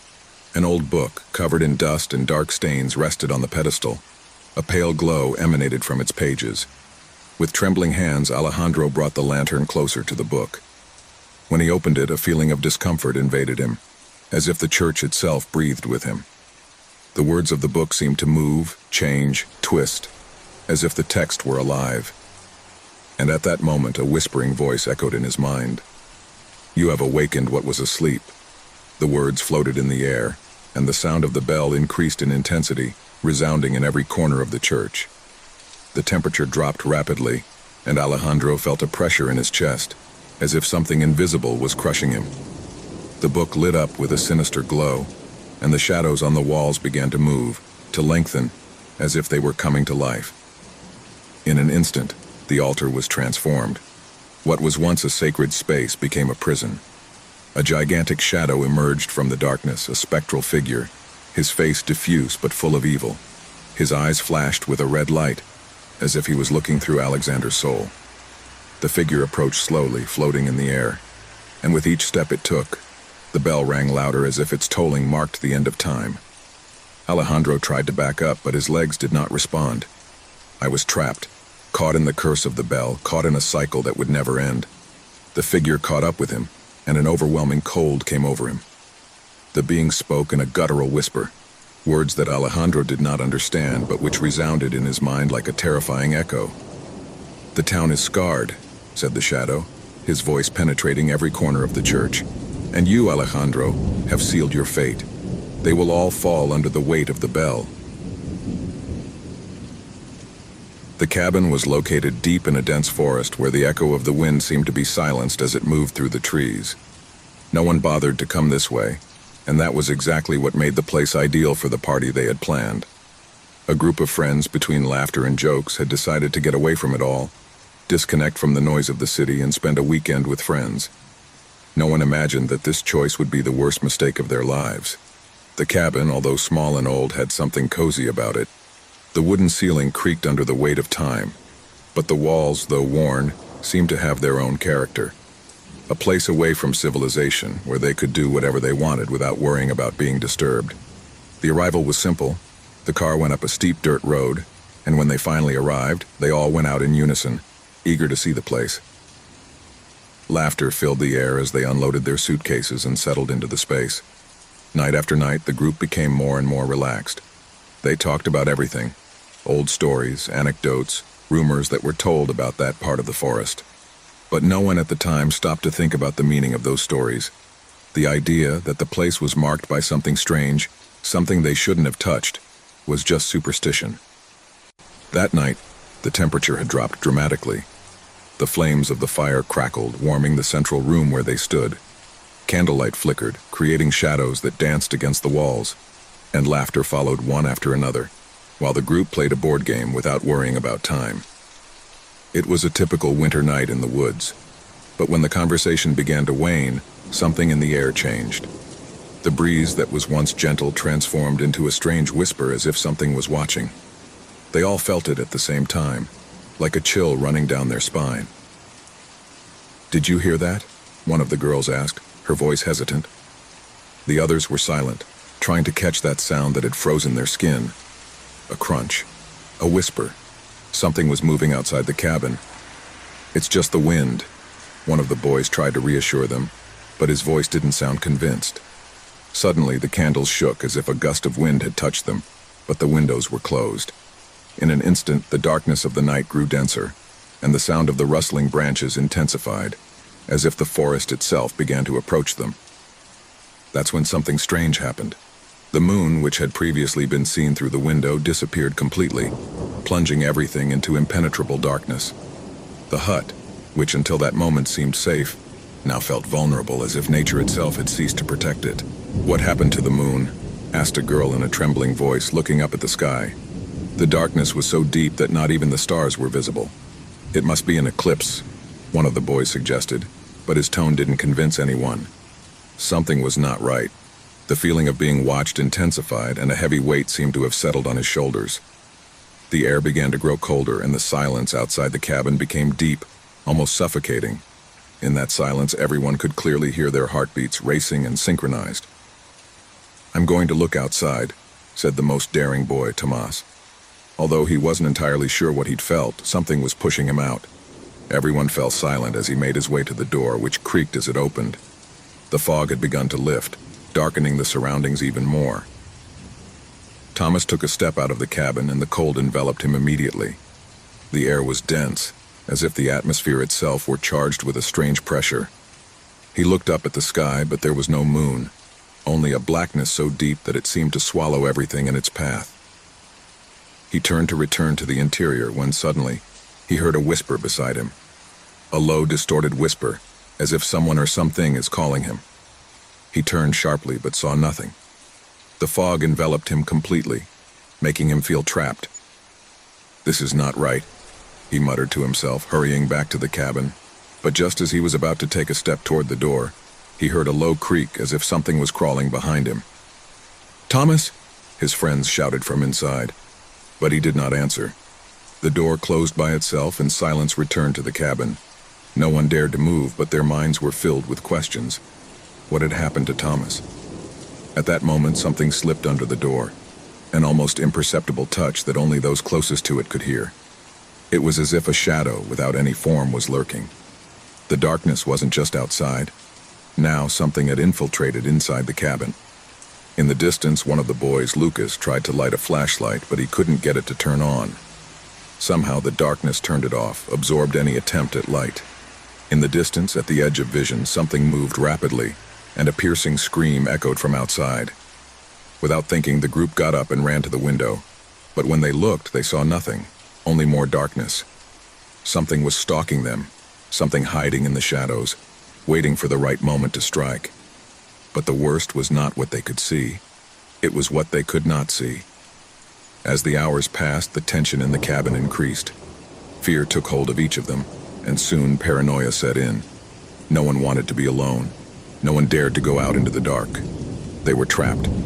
Something was stalking them, and the moon, which no longer existed, had shown them the true face of that darkness that surrounded them. But no one yet knew what was stalking them or how they could escape. All they knew was that if they didn't find a solution soon, one by one they would disappear, swallowed by the same darkness that had surrounded them that moonless night. A group of 5 friends, all with hiking experience, decided to go on a trip to the Shadow Hill Forest.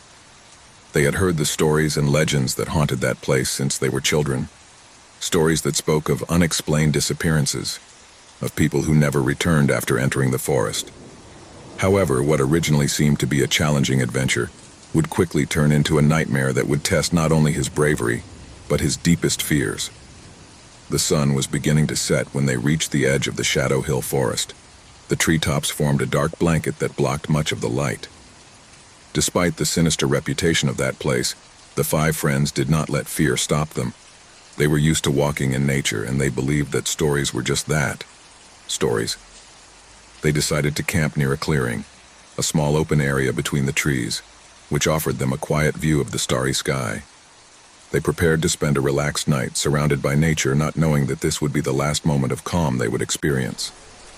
As the night wore on, the shadows of the forest seemed to lengthen, and a strange stillness came over the place. None of the friends could remember exactly when it started, but something changed in the air. The wind stopped blowing, and a deep silence invaded the space. Suddenly, one of the group members, Sarah, felt someone watching her. He turned toward the forest, looking for some sign, but saw nothing but the impenetrable darkness of the trees. "Did you hear that?" asked Sarah, her voice trembling slightly. The others were silent, listening intently, but there was no response. Everything was too quiet, as if the forest itself was holding its breath. A few minutes later, the silence was broken by the sound of something rustling in the distance, as if someone were walking through the dry foliage. "It's just the wind," Mark said, trying to sound confident, but his tone wasn't as convincing as he thought. Suddenly, a piercing scream broke the stillness, coming from somewhere nearby. They all got up, terrified, looking around. The sound was so close, but they couldn't see anything. "What was that?" muttered John, his voice raspy on. The group decided that it would be best to leave the camp and return to the starting point, but something prevented them from moving. A sense of unease bound them to the ground, as if the forest would not let them escape. That's when something strange began to happen. Sarah, the most intrepid of the group, stepped forward and began to walk into the woods. "I'm going to investigate," he said without hesitation. The others tried to stop her, but something in her eyes made them hesitate. She seemed to be being drawn to something beyond her comprehension. Suddenly, Sarah disappeared into the trees, as if the forest itself had swallowed her. His friends called his name, but there was no answer. The darkness swallowed all sound, and panic began to take hold of them. "Sarah!" Mark shouted desperately, running to where he had last seen her. But when he reached the edge of the forest, he found only a series of strange footprints, deeply marked on the ground, which disappeared into the blackness of the forest. There was no trace of her. The friends stared at the footprints, terrified. They knew something wasn't right, but the darkness prevented them from seeing beyond. They decided to look for it, but as they went along, the atmosphere of the forest seemed to become denser, as if they were being watched by something they couldn't comprehend. The footprints were getting stranger, as if something had painted them on purpose. "This doesn't make sense," muttered Emma, who was visibly shaking. "Why are there symbols on trees?" The symbols were strange, incomprehensible, with geometric shapes that did not correspond to any culture they knew. The figures seemed to move subtly, as if they had a life of their own. The feeling that someone or something was stalking them intensified. Every time they approached one of the symbols, a cold current ran through their bodies, and a shiver ran through them. The group, now completely nervous and not knowing what to do, decided to return to the camp to think of a plan. But when they arrived, something worse awaited them. The camp was completely messy. The backpacks were open, the equipment was scattered on the ground, and the campfire had already been extinguished. The scariest thing, however, was the fact that Sarah's footprints were still there. But instead of disappearing into the forest, they were returning to the camp, surrounding the area where they were now. "What's going on here?" John whispered, his eyes filled with terror. A low, almost imperceptible whisper hung in the air. It seemed to come from everywhere and nowhere at the same time. "Help! Help! Help!" he repeated, echoing like an echo. "It's Sarah!" shouted Emma, hoping she was still nearby. But the echo only multiplied, repeating the name of each member of the group, distorted and sinister. In the background, something moved quickly among the trees. A low whistle, like that of a creature in the dark, cut through the air. Panic broke out. Suddenly, Mark disappeared. None of them saw him leave, but when they turned their heads to look for him, he was gone. Only the footprints remained, which seemed to crawl into the forest, into the deep and unreachable. With terror running high, the group began to run, but every step they took seemed to be in vain. The forest, which had at first seemed like a challenge, now closed in on them like a trap. Darkness enveloped them. Branches creaked as if something was moving quickly, and the voices of their missing comrades echoed in their ears. One by one, the figures of friends began to disappear. First Emma, then John, and finally only Clara remained, looking around in horror, unable to comprehend what was happening. She looked up at the sky, looking for the moon, looking for the light, but everything seemed to get even darker. The ground beneath his feet began to shake. And then, he saw it. From deep within the forest, a tall, thin figure emerged from the shadows. It wasn't human, but it wasn't a beast either. His face was covered by a black cloak, and his eyes shone with a deep, piercing green glow that seemed to pierce his soul. The creature raised a hand, and Clara felt a pressure in her chest, an excruciating pain that forced her to fall to her knees. "Welcome, Clara," whispered a deep, guttural voice, as if coming from the very bowels of the forest. "You're the last." With a final scream, Clara disappeared, swallowed by the darkness. The forest of Shadow Hill had claimed its last victim. The echoes of the lost voices echoed through the air, while the symbols on the trees shone with a spectral light. No one else came back from that forest. And the cycle continued, waiting for new unwary people who, like the group of hikers, would challenge the legend and disappear one by one into the darkness of Shadow Hill. The scene in front of him crumbled into chaos. The earth began to tremble and the air became dense, as if an invisible force imprisoned it. The figure in the clearing dissolved, and the shadows of the trees began to twist, growing towards him. The ground split, and what seemed like an unbreakable peace turned into a nightmare of horror and despair. Marcos tried to run, but each step he took plunged him deeper into darkness. The bloody footprint, like a threat from the unknown, haunted him. Every time he turned, he saw the distortions in the air, the symbols gliding over the ground.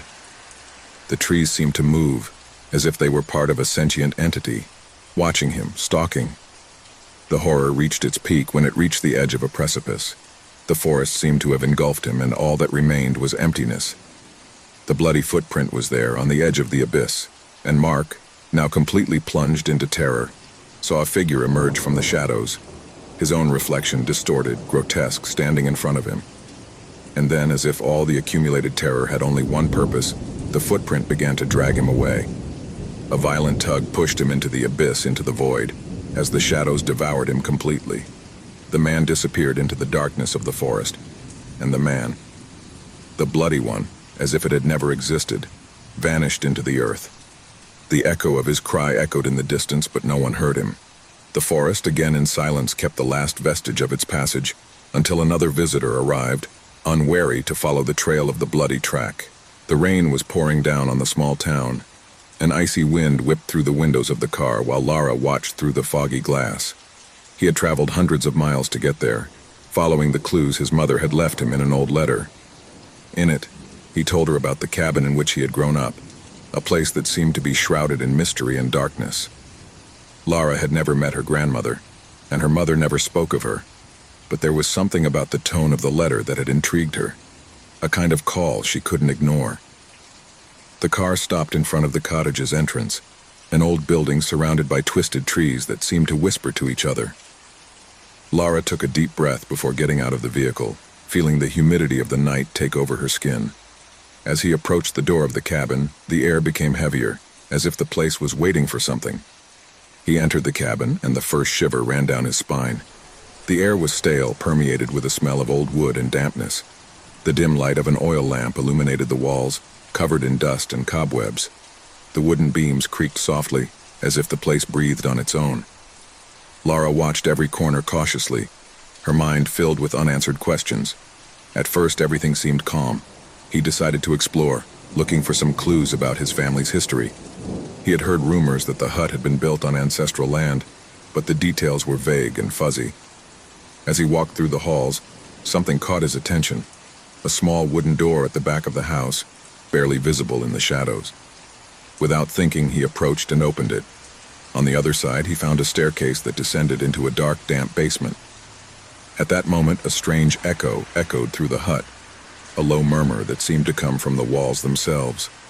Lara stopped, her eyes widening in surprise. Was there anyone else in the cabin? The echo seemed to call out to her, as if someone was whispering her name, but when she looked around, the house was empty. A shiver ran through her body, but she decided to go downstairs, driven by a curiosity she couldn't resist. The basement was dark and cold. The light from the lamp barely shone a few feet in front of her. Lara moved slowly, the echo of her own footsteps echoing in the empty space. In the background, something glowed faintly, something that appeared to be an old, dust-covered object. He approached cautiously, and when he picked it up, he found a wooden box, old and worn, with intricate engravings on its surface. Unable to help it, Lara opened the box, and inside she found letters, photographs, and other personal belongings. As he flipped through the papers, an icy wind suddenly picked up, extinguishing the oil lamp. Darkness enveloped everything, and Lara stood still, feeling an invisible pressure begin to envelop her. It was then that she heard the first whisper clearly. "Lara?" The voice was distant but terrifying, a low wail that seemed to come from the walls themselves, as if something was trying to communicate with her.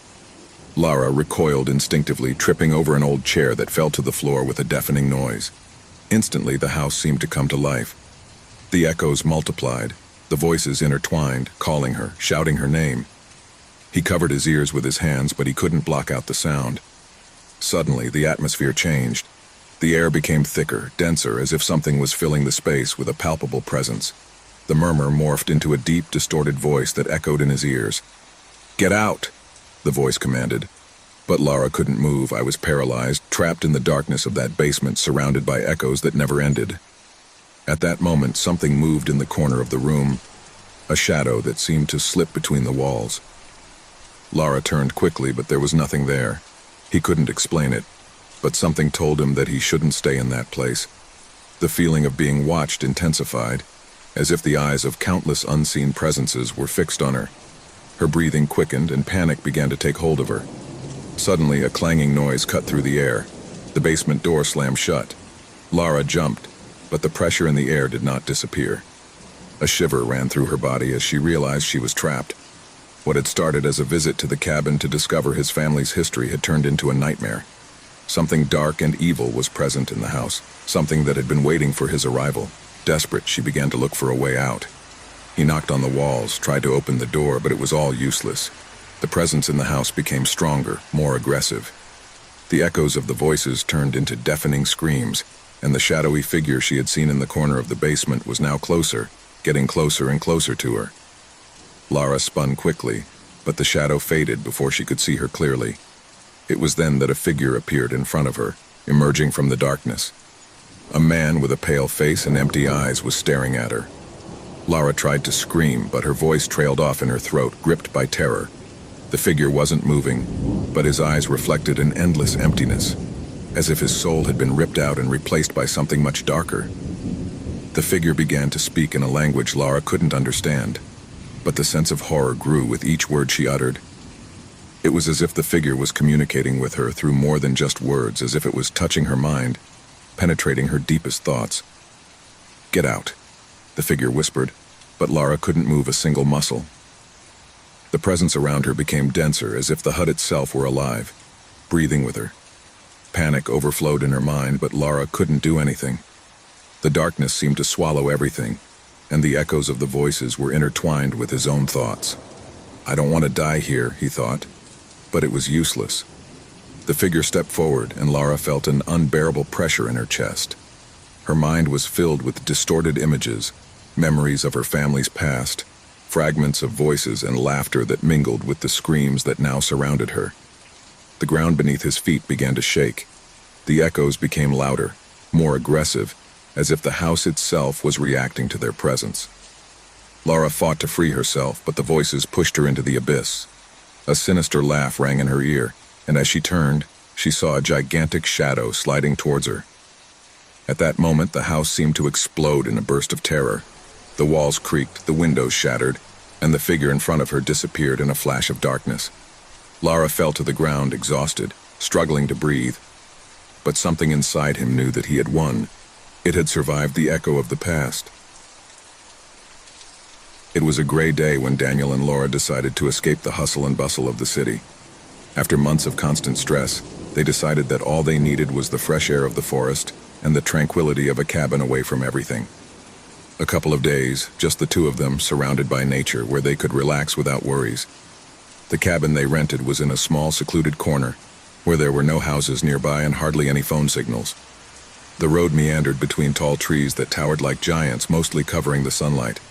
When they arrived, they realized how far away everything really was. There was not a store, not a sign of human life for miles around. The cabin was small, rustic but cozy.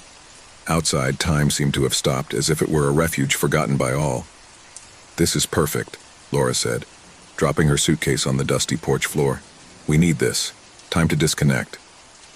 Daniel smiled, though he couldn't deny that something in the air was strange to him.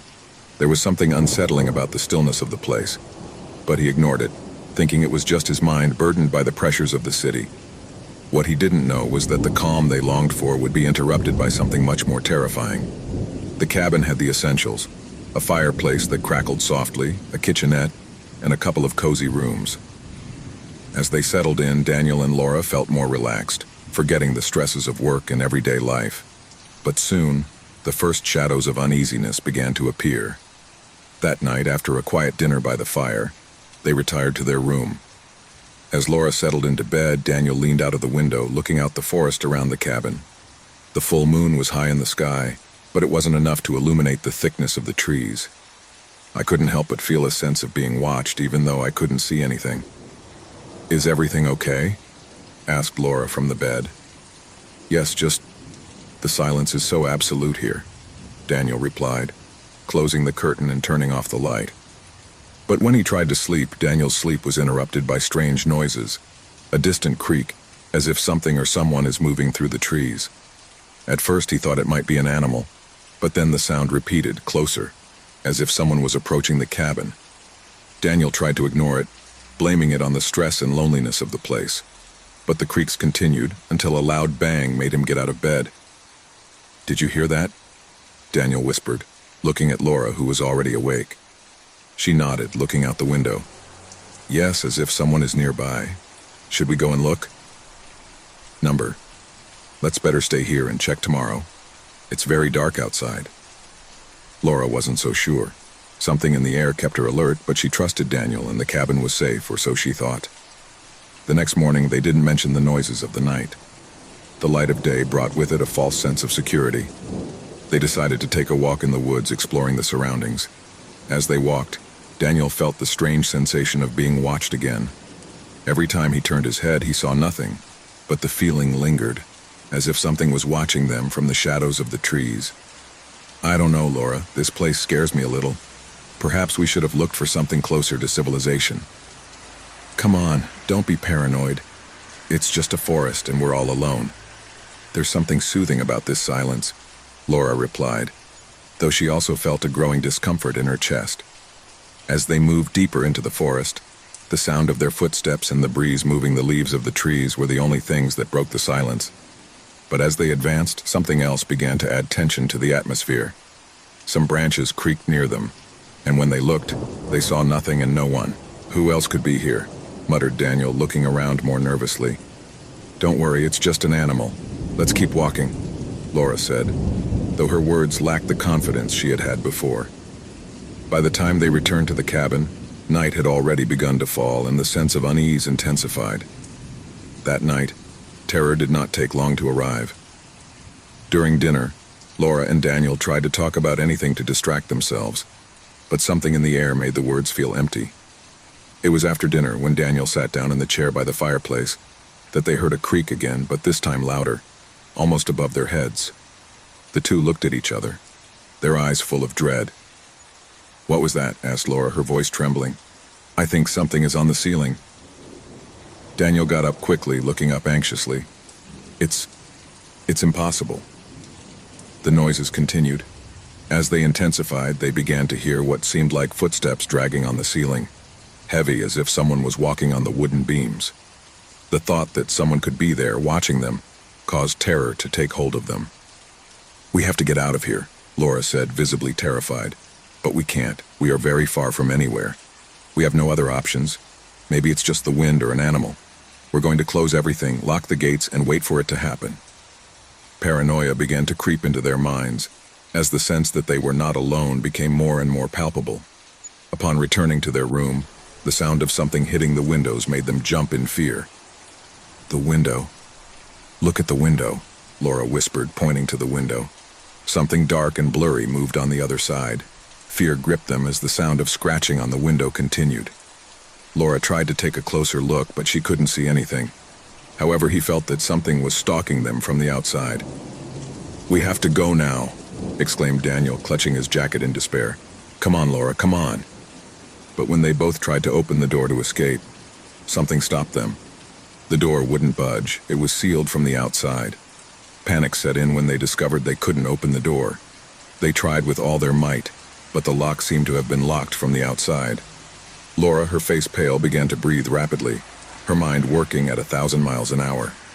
Daniel stared at her desperately, trying to find a solution, but all he saw was darkness and the creaking of wood around them. "We can't stay here. Something is not right. What the hell is going on?" said Daniel, sweating and looking anxiously into every corner of the room. Suddenly, the lamplight went out, plunging the room into complete darkness. The creaking of the wood coming from the ceiling now felt closer, as if someone was slowly descending, approaching them. Both of them, paralyzed with fear, approached the window, but something in the air told them that looking outside would only make things worse. "We have to get out of here no matter what it takes," Laura said in a trembling voice. Laura began to bang on the window with all her might, but the glass would not give way. Suddenly, a figure appeared in the darkness outside, its dark outline silhouetted against the dim moonlight. Daniel screamed, but the voice choked in his throat as he saw the silhouette moving through the trees, watching them mercilessly. "What is that? Who's there?" asked Laura, her voice breaking. There was no response, only the growing sense that something horrible was about to happen. The figure stood there, motionless, its eyes fixed on them. Panic began to engulf them as they tried to find a way out, but the feeling that they were being watched only intensified. "Help me!" shouted Laura, finally giving in to the terror that consumed her. But there was no response. The world seemed to have stopped, and the only sound was the rustling of trees swaying in the wind. Without warning, the figure disappeared into the trees. Daniel breathed heavily, trying to process what he had just seen. The figure that had been lurking around the hut seemed to fade into nothingness, but the feeling of being watched didn't go away. Something was not right. There was something they couldn't see, but around them, like a presence seeping through the shadows, lurking. The clock on the wall made an almost imperceptible sound, but loud enough to break the absolute silence. Laura and Daniel looked at each other in terror, the words getting stuck in their throats. "We can't stay here," Daniel muttered as he tried to think of a way out. "We have to find a way out." With their hearts racing, they began to look for any possible way to escape. But it was at that moment that the door burst open, as if something had unlocked it from the outside. Moonlight immediately poured in, illuminating the room in eerie shadows. The figure was gone, but the sense of danger was stronger than ever. Without thinking twice, Daniel and Laura left the cabin in a hurry, running into the woods without looking back. The ground was wet and branches hit their faces as they ran frantically. They could hear footsteps behind them, the rustling of branches and leaves moving. They didn't know if it was the figure chasing them or something more sinister, but they didn't dare to look. "Run, Laura! Run!" shouted Daniel, feeling his breath ragged. Anxiety consumed them, and every second it seemed like something was catching up with them. But when they turned to see if there was anything behind it, the figure was gone. There was no trace of anything, only the thick fog that began to envelop them. The trees, which had once seemed harmless, now stood like dark giants, and the darkness of the forest seemed to devour them. There was no visible path, no lights, only the thick gloom that surrounded them. Daniel and Laura reached the edge of the forest, where the road seemed distant as if they could never reach it. The feeling of dread consumed them, but at that moment, Laura fell to her knees, exhausted and trembling. "What's going on? Why can't we get out of here?" sobbed Laura, looking out over the woods where the shadows moved as if they were alive. Daniel tried to comfort her, but he also felt the growing despair. Something was catching them, something much bigger than them, something they couldn't understand. Suddenly, a heart-rending scream echoed through the air, a voice that was not human. Something appeared on the threshold of the trees, a tall figure shrouded in darkness. His face was an indescribable shadow, but his eyes, two empty abysses, shone with a frightful intensity. The figure was watching them, and something in his eyes made their skin stand on end. "No, it can't be," shouted Daniel, as the figure slowly advanced towards them. Fear paralyzed them. They didn't know what that thing was or where it had come from. They only knew that they could not escape.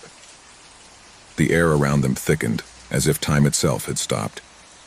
The figure raised his arm, pointing at them, and a barely audible whisper could be heard in the wind. Laura and Daniel's name was whispered in their ears like a distant echo. Suddenly, the ground beneath their feet began to shake, and an invisible force pushed them to the ground. Fear turned to absolute terror. They were no longer in the same place. They had been transported to another world, a gloomy and dark place, where the trees twisted into grotesque shapes, and the air was thick and oppressive. The empty-eyed figure slowly approached them, its shadow enveloping them, and with one swift motion took them, absorbing them in the darkness. The cabin, the forest, everything disappeared in a breath, and all that remained was the sound of the wind. carrying with it the whispers of those who had been observed until they could never be reached.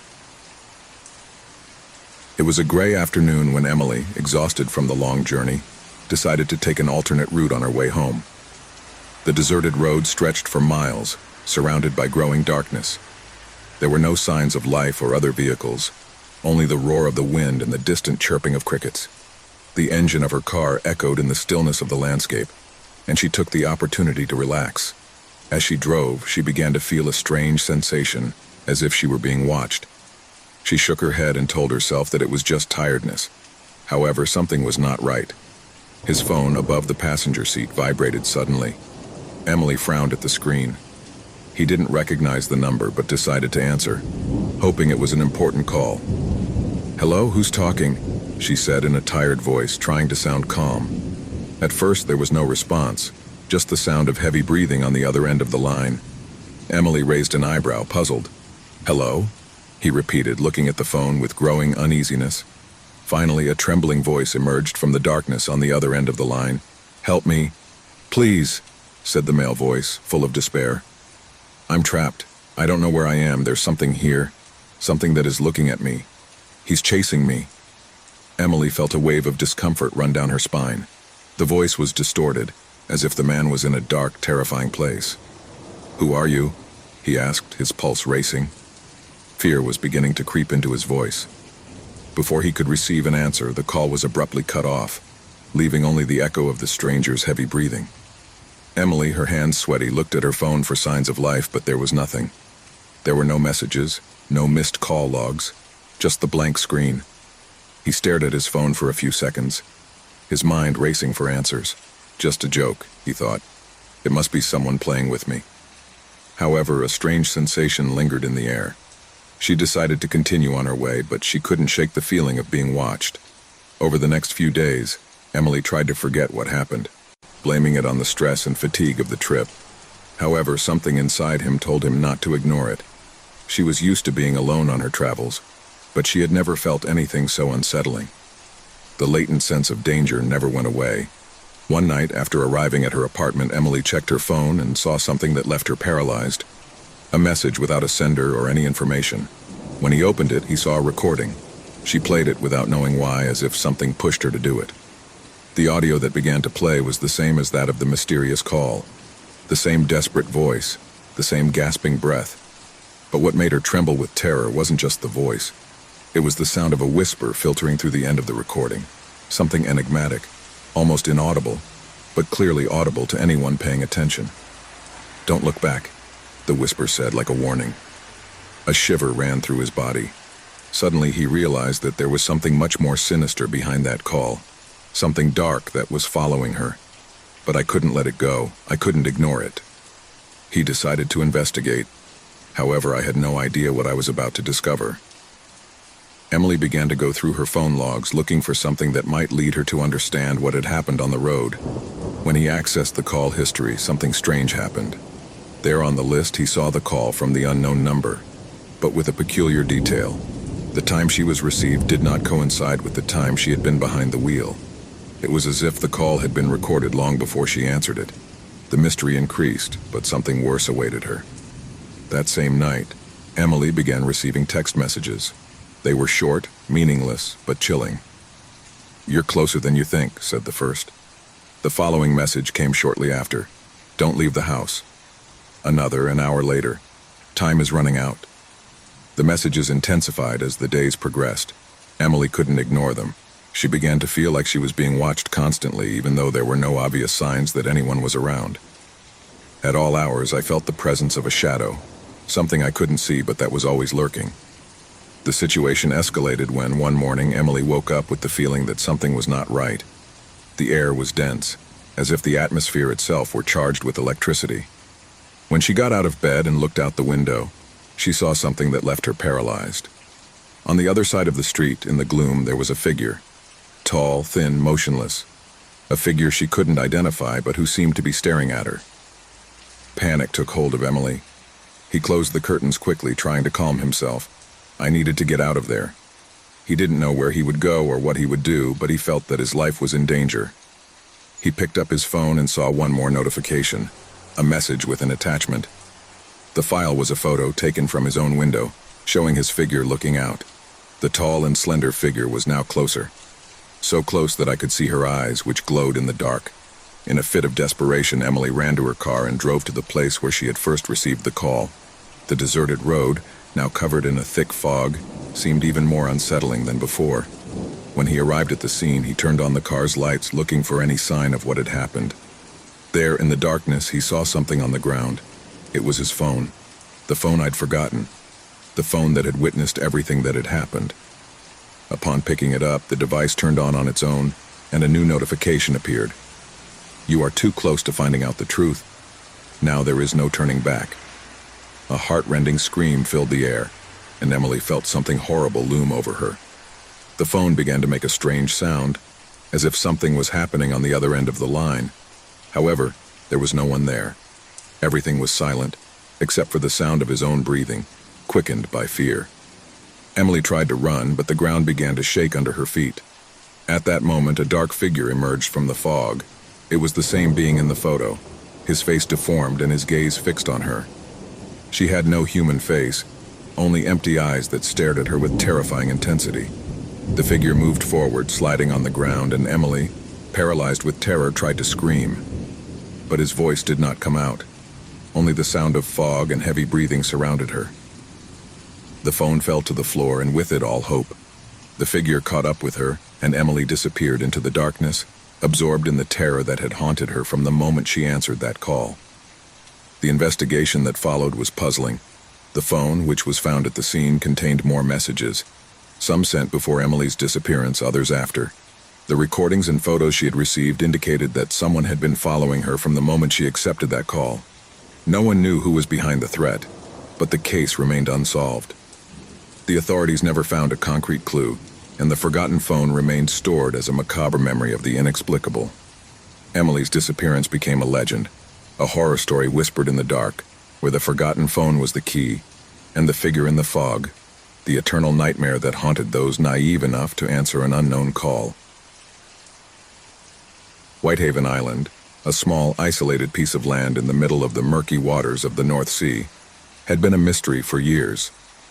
For a long time, the few inhabitants who remained on its shores lived a quiet life, without much contact with the rest of the world. The island, though small and modest, was steeped in ancient history, full of secrets buried under layers of land forgotten by time. But all that changed on a gray autumn afternoon when a group of tourists, in their eagerness to know the place and its mysteries, decided to venture on the island without knowing what awaited them. The group never returned. Local authorities, alarmed by the unexplained disappearance, sent several expeditions in search of the tourists, but never found a trace of their presence. Weeks turned into months, months into years, and the case of the missing from Whitehaven went from front-page news to a story forgotten by most. No one knew what had happened on the island. However, the rumors did not stop. 5 years after the group's demise, things began to change. Stories were whispered among the locals of strange sightings and unexplained occurrences. Bright lights on the darkest nights, shadows moving through the trees, and unmistakable voices in the breeze that seemed to carry echoes of something lost. However, what most terrified those who lived in the vicinity was the growing number of stories about people who said they had returned from the island. People who had disappeared for years, but now walked the streets of the town again. At first, people thought they were simple coincidences. But as time progressed, the stories became more disturbing. No one seemed to be able to explain the return of the disappeared, let alone the strange behaviors exhibited by those who claimed to have returned. Many people were skeptical, but those who met these people soon began to feel a chill running down their spine. The people who returned were not the same. There was something deeply altered in their eyes, something that made them seem different, empty, as if they were living in a parallel reality, completely disconnected from the life they had known before. The whole town began to murmur. No one knew what had happened on Whitehaven Island. No one knew what had changed those tourists who at first seemed to be ordinary people. A sense of fear and distrust took hold of the locals, and those returning from the island could not fit in. There was something inhuman about them, something that couldn't be explained in words. At first, those affected tried to continue with their lives, trying to reintegrate into the village and their former circles. However, over time, Their behaviors became more bizarre and puzzling. Some of them were talking about things that no one understood, as if they were repeating the same phrases in a forgotten or unintelligible language. Others were silent, with an empty and disconnected expression, as if they could not remember anything from their previous life. The people close to them were beginning to feel a sense of unease, as if something dark and dangerous was surrounding them. The town's mayor, concerned about the growing number of incidents, called a meeting in the central square. On the night before the meeting, one of the returnees, a woman named Clara, disappeared again without a trace, only to appear at dawn in the center of the village covered in dirt and with a completely empty expression. The few witnesses who saw her came to an agreement. Something had changed inside her, something deeply disturbing. At the meeting, the villagers were frantically arguing about what to do with those who returned. Some believed they should be isolated, others feared they might be a threat. Panic took hold of everyone when the stories began to arrive more frequently. No one knew if those who were returning were really the people who had disappeared, or if something else had taken them, altering them, transforming them into something else. It was at that moment that a young researcher named Samuel arrived in town. Samuel was a freelance journalist, known for his desire to unravel the darkest mysteries, and he had heard about the strange happenings in Whitehaven. He decided to travel to the island to discover the truth behind the returnees. With the approval of the local authorities, Samuel boarded a small boat to the island. As he approached the shore, he couldn't help but feel that something in the air was deeply wrong. The sky was covered by dark clouds, and the sea seemed more violent than normal. Whitehaven Island, which had once been quiet, now seemed to radiate an unsettling energy. Upon arrival, Samuel began to explore the island. In his first steps, he noticed something strange. The place was deserted with no signs of life, as if the island itself had been forgotten by time. But as he moved further inland, Samuel realized he wasn't alone. I could feel it. Something was watching his movements, walking among the trees and moss-covered rocks. Samuel found what looked like a cave hidden among the hills. Intrigued, he went into it. Darkness enveloped him as he advanced through the narrow passage. And then, at the bottom of the cave, he saw something that left him cold. A set of strange symbols were etched into the walls of the cave, symbols that did not belong to any known culture. They were ancient, so profoundly old that they defied human logic. As Samuel watched them, a sense of anguish came over him. He felt as if something was awakening in the depths of the island, something he had been waiting for centuries. Suddenly the cave began to tremble, and a strange vibration ran through his entire body. Samuel tried to get out, but the walls seemed to move, closing around him. It was then that he heard voices, soft at first, like a whisper in the distance. The voices grew louder, closer, until suddenly they stopped. And then he saw something he would never forget. The missing tourists, the same ones who had returned to the village, were standing in front of him, their eyes empty and their bodies motionless. They were there, but they were not the same. Something had transformed them. Something had possessed them. At that moment, Samuel understood what had happened. The island had not only been a place of isolation, it had been a point of convergence, a space where dark forces had infiltrated the human world. The people who returned were not human. They had been altered, possessed by an ancestral entity that controlled them. And that entity had been patiently waiting for his return. As the island began to crumble around him, Samuel tried to flee, but couldn't. Darkness surrounded him, and the voices of the missing were transformed into deafening screams. The cave swallowed it all, and Whitehaven Island, with all its secrets and horrors, was sealed forever. The villagers never heard of Samuel again. The returnees, if they could still be called that, continued to wander the streets, their gaze empty and their soul lost forever. And the island, with its hidden terror, continued to wait for the next victim. The icy desert wind blew hard, pushing the sand dunes into the darkest corners of the earth. The expedition of archaeologists had reached the end of their search, but none of them was prepared for what was about to be discovered. The mist kicked up by the wind hid what looked like a giant rock, but as it approached, a peculiar shape began to emerge before the team's eyes. Something buried, but visible, as if it were waiting to be found. The lead archaeologist, Marco Ruiz, was a man of great experience, but even he felt uncomfortable seeing that hidden tomb. It was unlike anything he had encountered in his career. The stone was marked by an inscription in an ancient language, one that he could not decipher but which somehow seemed to him close. The lines of the inscription formed enigmatic patterns that seemed to move, as if they took on a life of their own with the light of the lanterns. This is not in any of the registers, Marco said, his voice trembling with fascination and unease. This is something we've never seen before. The team began digging around the tomb. No one questioned what they felt because they were all too engrossed in the wonder of the find. But something in the air began to change, an invisible tension enveloping them as they dug up the lid of the tomb. The shadow seemed to lengthen with each blow, and the air grew thicker. However, the most terrifying moment came when finally, after hours of work, the sarcophagus was uncovered. When he opened it, a thick mist shot out from inside the tomb. It was a cold, almost gelatinous air that permeated his lungs instantly. None of them had ever seen anything like it before. Marco, driven by his own curiosity, reached out and touched the object that rested inside the tomb. Instantly, a wave of vision swept over him. The visions. The vision dragged him into total darkness. In the middle of it, there was an ancient and devastated city. The streets were empty, desolate, covered with dust.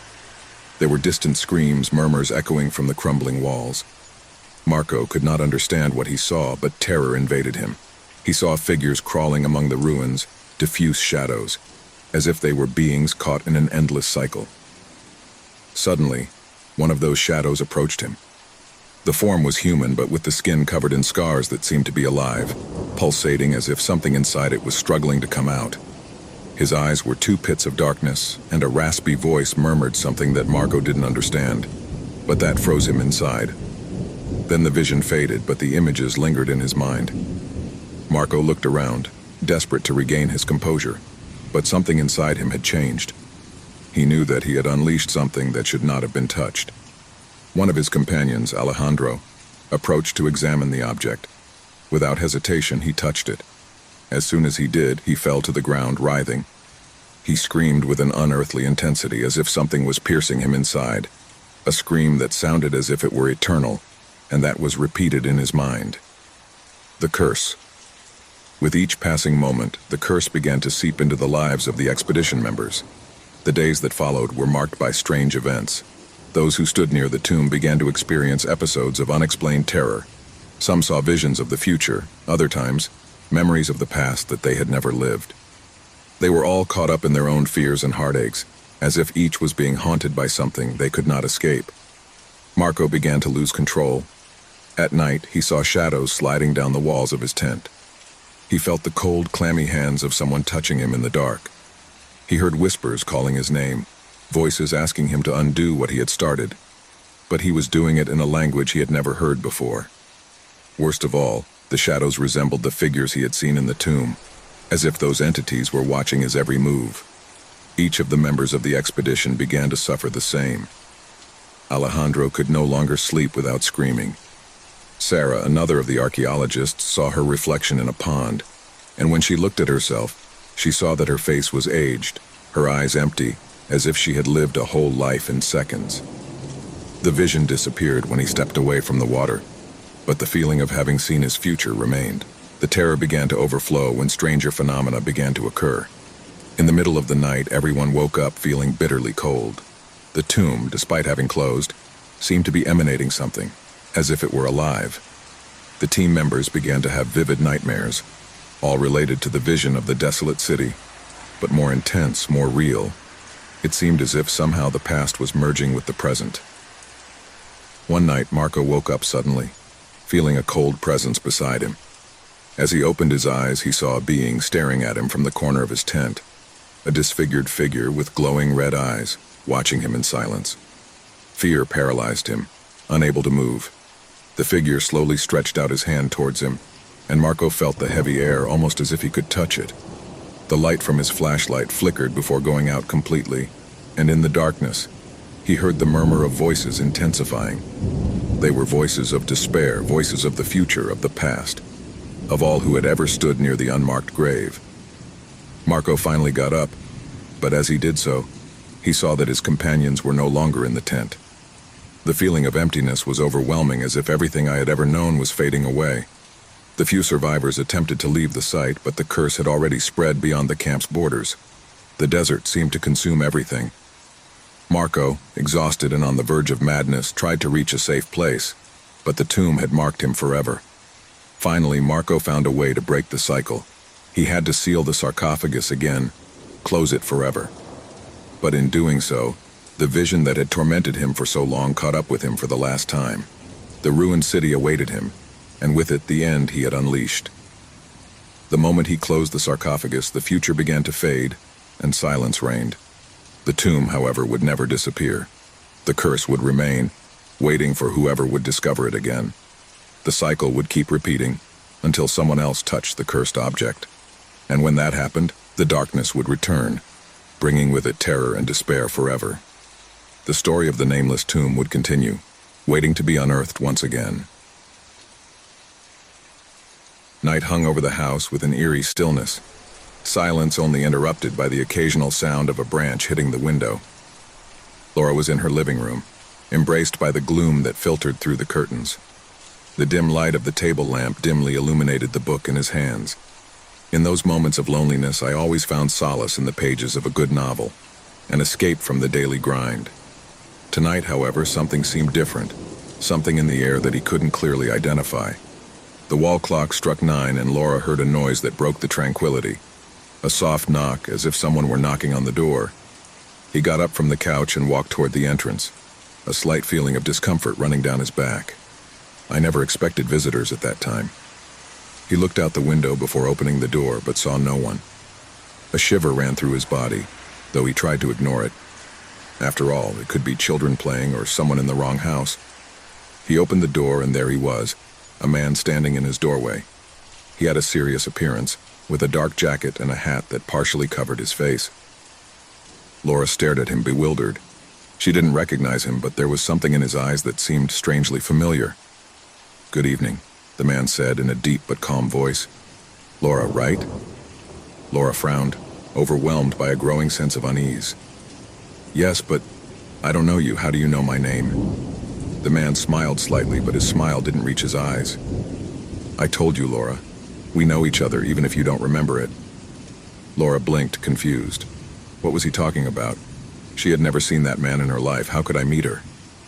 The air in the room seemed to have become dense, as if the atmosphere itself was being charged with something indescribable. "I'm sorry, but I can't help you," Laura said, trying to remain calm as she took a step back. "I don't know you." The man stood there, motionless, watching her with an uncomfortable intensity. Without saying a word, his eyes flashed for a moment with a strange light. Laura, feeling the weight of the situation, tried to close the door. But before he could, the man stepped forward, preventing him from doing so. "You don't need to be nervous," she said with an eerie calm. "I just want to talk. It's important." Laura's heart began to pound. She didn't understand what was happening, but something inside her was telling her to be alert. The feeling of being watched intensified, and the house, which had once been her refuge, suddenly seemed like a strange alien place. "What do you want?" he asked in a thin voice, trying to stay in control.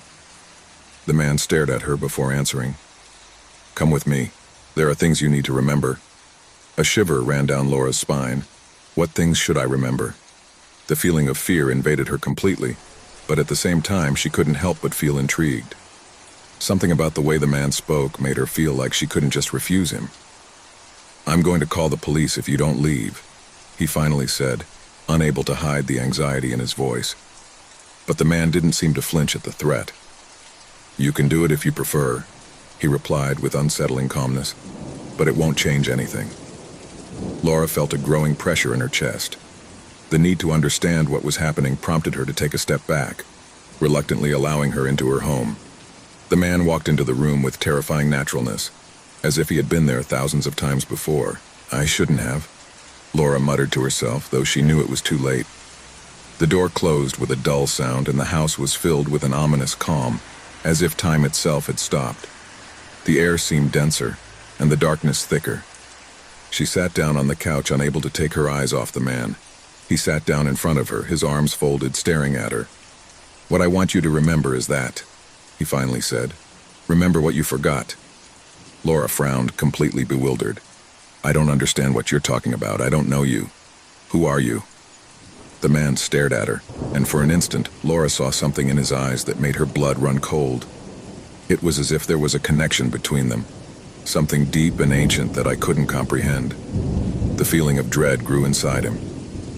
"I am someone from your past," he replied, his voice deeper. "Someone who knows you better than you think, and something you forgot comes looking for you." Laura didn't understand what was happening, but the man's words echoed in her mind. Something in his tone, in his gaze, caused a feeling of deep terror to take hold of her, a primitive fear, as if something that had been hidden for a long time was about to be revealed. "Leave me alone," he said, rising quickly from the couch. But when she turned to the door, a piercing cry stopped her. "You can't run away from who you are." The scream echoed throughout the house, and at that moment Laura felt as if the walls themselves were closing in on her. He looked at the man in horror, feeling the air grow even denser, as if his own breath was getting heavier and heavier. "What do you want from me?" he murmured, his voice trembling, unable to comprehend what was happening. The man slowly got up, approaching her unhurriedly, as if he knew there was no escape. "What I want you to remember is that you remember everything you have forgotten." Laura backed away, but the shadows of the house seemed to envelop her, barring any attempt to flee. His heart was pounding, and a cold sweat ran down his forehead. The man looked at her with that same frightful calmness, and at that moment, she understood something that made her blood run cold. She was no longer alone. The house was quiet, as was to be expected at that time of night. A deep, almost oppressive silence that invaded every corner of the house.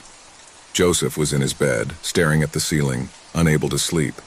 Since his wife, Anna, had died, everything had changed.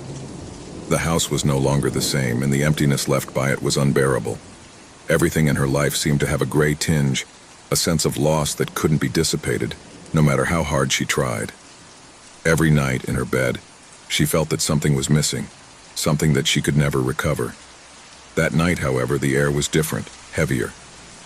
The clock struck 3 o'clock in the morning, and Jose still couldn't find comfort. Suddenly, the phone began to ring, interrupting the stillness. It was an unusual sound in the house, as rarely did anyone call him at that hour. The sound of the ringing of the call was almost deafening in the silence, as if it was marked by some kind of foreshadowing. Jose, confused and somewhat frightened, sat up on the bed and looked at the phone. He didn't recognize the number on the screen, but something inside him made him feel like he had to answer. Maybe he thought it was a mistake, some kind of joke from someone playing on his pain, but the truth was that he was too curious and at the same time scared to ignore the call. Breathing heavily, he picked up the phone. "Hello," he said, his voice trembling, hardly knowing why he said it. At first, there was only absolute silence, as deep as there was in the house. Joseph frowned, wondering if it was a joke, until he heard a soft breath as if someone was on the other end of the line. A familiar breath, but one that I did not fully recognize. It was trembling, somewhat broken breathing, as if she were struggling to stay calm. And then the voice, soft and muffled, emerged into the earpiece. The voice that Joseph never thought he would hear again. The voice of Hannah, his late wife. It was unmistakable. "Jose, help me." The whole world stopped for an instant. His heart stopped in his chest. Anna's figure, her image, her voice had disappeared from her life months ago. But now, somehow, she was back. The feeling of terror invaded him completely. Was it possible? How could it be her? "Anna?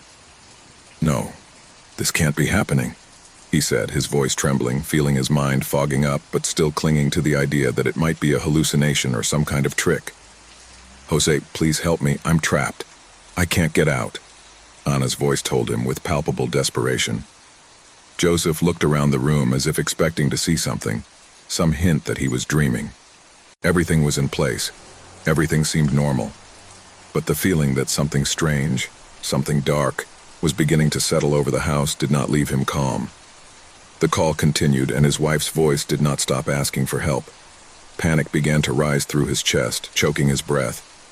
I didn't know what to think, what to believe, but I had to do something. "Anna, where are you?" "What's going on?" he asked, almost begging, looking at every corner of the room as if she could appear out of nowhere in front of him. In the house," replied the voice, which now sounded more distorted, more trembling, as if something were interfering with the communication. Anne's voice died briefly away, and Joseph could hear some strange noises in the background. low noises as if someone is walking through the house. His breathing quickened and his hands began to sweat. Was he listening to what he thought he was hearing? "Who's there?" he asked, almost unable to articulate the words. The response was a low laugh, a deep, malevolent sound that chilled Joseph's blood. It was a laugh that didn't belong to his wife, but to something else. Something he couldn't understand. Something that had no form. A shiver ran down his spine. The phone began to emit a series of strange sounds as if the call was being interfered with by something else. And then the voice returned, but now it was much deeper, more ominous. "Jose, don't go. Don't go." The warning only intensified the fear in his chest. Something was wrong. Something dark and sinister had taken the place where he had previously lived with Anna. Joseph got out of bed, the phone still pressed to his ear, and with slow steps, began to walk toward the bedroom door. The sound of the ringing of the call, the buzzing on the line, followed as a constant reminder that something was wrong. Every step he took toward the door was a struggle, a battle between the fear that built up inside him and the need to understand what was happening. He sat on the edge of the bed, then got up again, and with trembling hands began to walk down the hall. The house was dark, as it always was at that time of night. Every creak of the floor beneath his feet seemed to resonate as a sign that something was lurking in the shadows. The house, which had once been his home, now seemed a strange and uninhabited place, full of presences that could not be seen, but that were felt in every corner. With the phone still in his hand, Jose approached the lobby and saw something that made him stop in his tracks. A figure was gliding down the dark hallway, a figure he couldn't clearly distinguish but which looked familiar. It seemed to be flowing, as if it wasn't walking but rather gliding. He couldn't see his face, but he felt the presence, as if that figure was watching him. "Anna, is that you?" he said, his voice trembling as if he were looking for some kind of comfort, something that would give meaning to what he was experiencing. The figure paused for a moment and then faded into the darkness. Fear filled Jose's chest, but even with the phone in his hand, he could not take his eyes off the hallway. A loud knock on the front door broke the silence, a sound so loud that it echoed throughout the house. Joseph took a step back, scared, as his mind tried to process everything that was happening. He slowly approached the door, his breathing being the only thing he could hear. When he reached the door, an icy cold ran through his skin, and a shudder shook him completely. He opened the door cautiously, but there was no one on the other side. Nothing, just the cold night wind. He looked back into the house, and that's when he saw him. In the hallway, a face that belonged to someone who couldn't be real. It was not Anna's face or anyone he knew. It was something else, something moving towards him, slowly approaching. The face was pale, lifeless, with eyes that seemed empty, but with an expression of despair. The hair was messy, and the mouth, which moved slowly, uttered words that Joseph could not understand. At that point, the call was abruptly cut off. The phone fell from his hands, and he stepped back, staring in horror at the figure fading into the darkness. The house was quiet again. Too much silence. As if everything was suspended in the air, waiting for something else to happen. Joseph, paralyzed by fear, did not know what to do. Was his mind playing a cruel joke on him? Was it a dream? No, what I was experiencing could not be real, but the feeling that something dark had invaded her home was so strong that she couldn't ignore it. He felt a cold presence, the feeling that he was not alone, and at that moment he understood everything. The call, the figure, the voice of Anna. She hadn't been asking for help. She had been a warning. The house was now being occupied by something else, something that should not be there. The door to the hall slammed shut. The lights flickered and went out. Joseph looked around, completely surrounded by darkness. He was no longer alone. It was a gray day when Daniel and Laura decided to escape the hustle and bustle of the city. After months of constant stress, they decided that all they needed was the fresh air of the forest and the tranquility of a cabin away from everything. A couple of days, just the two of them, surrounded by nature, where they could relax without worries. The cabin they rented was in a small, secluded corner, where there were no houses nearby and hardly any phone signals. The road meandered between tall trees that towered like giants, mostly covering the sunlight. When they arrived, they realized how far away everything really was. There was not a store, not a sign of human life for miles around. The cabin was small, rustic but cozy. Outside, time seemed to have stopped, as if it were a refuge forgotten by all. "This is perfect," Laura said, dropping her suitcase on the dusty porch floor. "We need this. Time to disconnect." Daniel smiled, though he couldn't deny that something in the air was strange to him. There was something unsettling about the stillness of the place.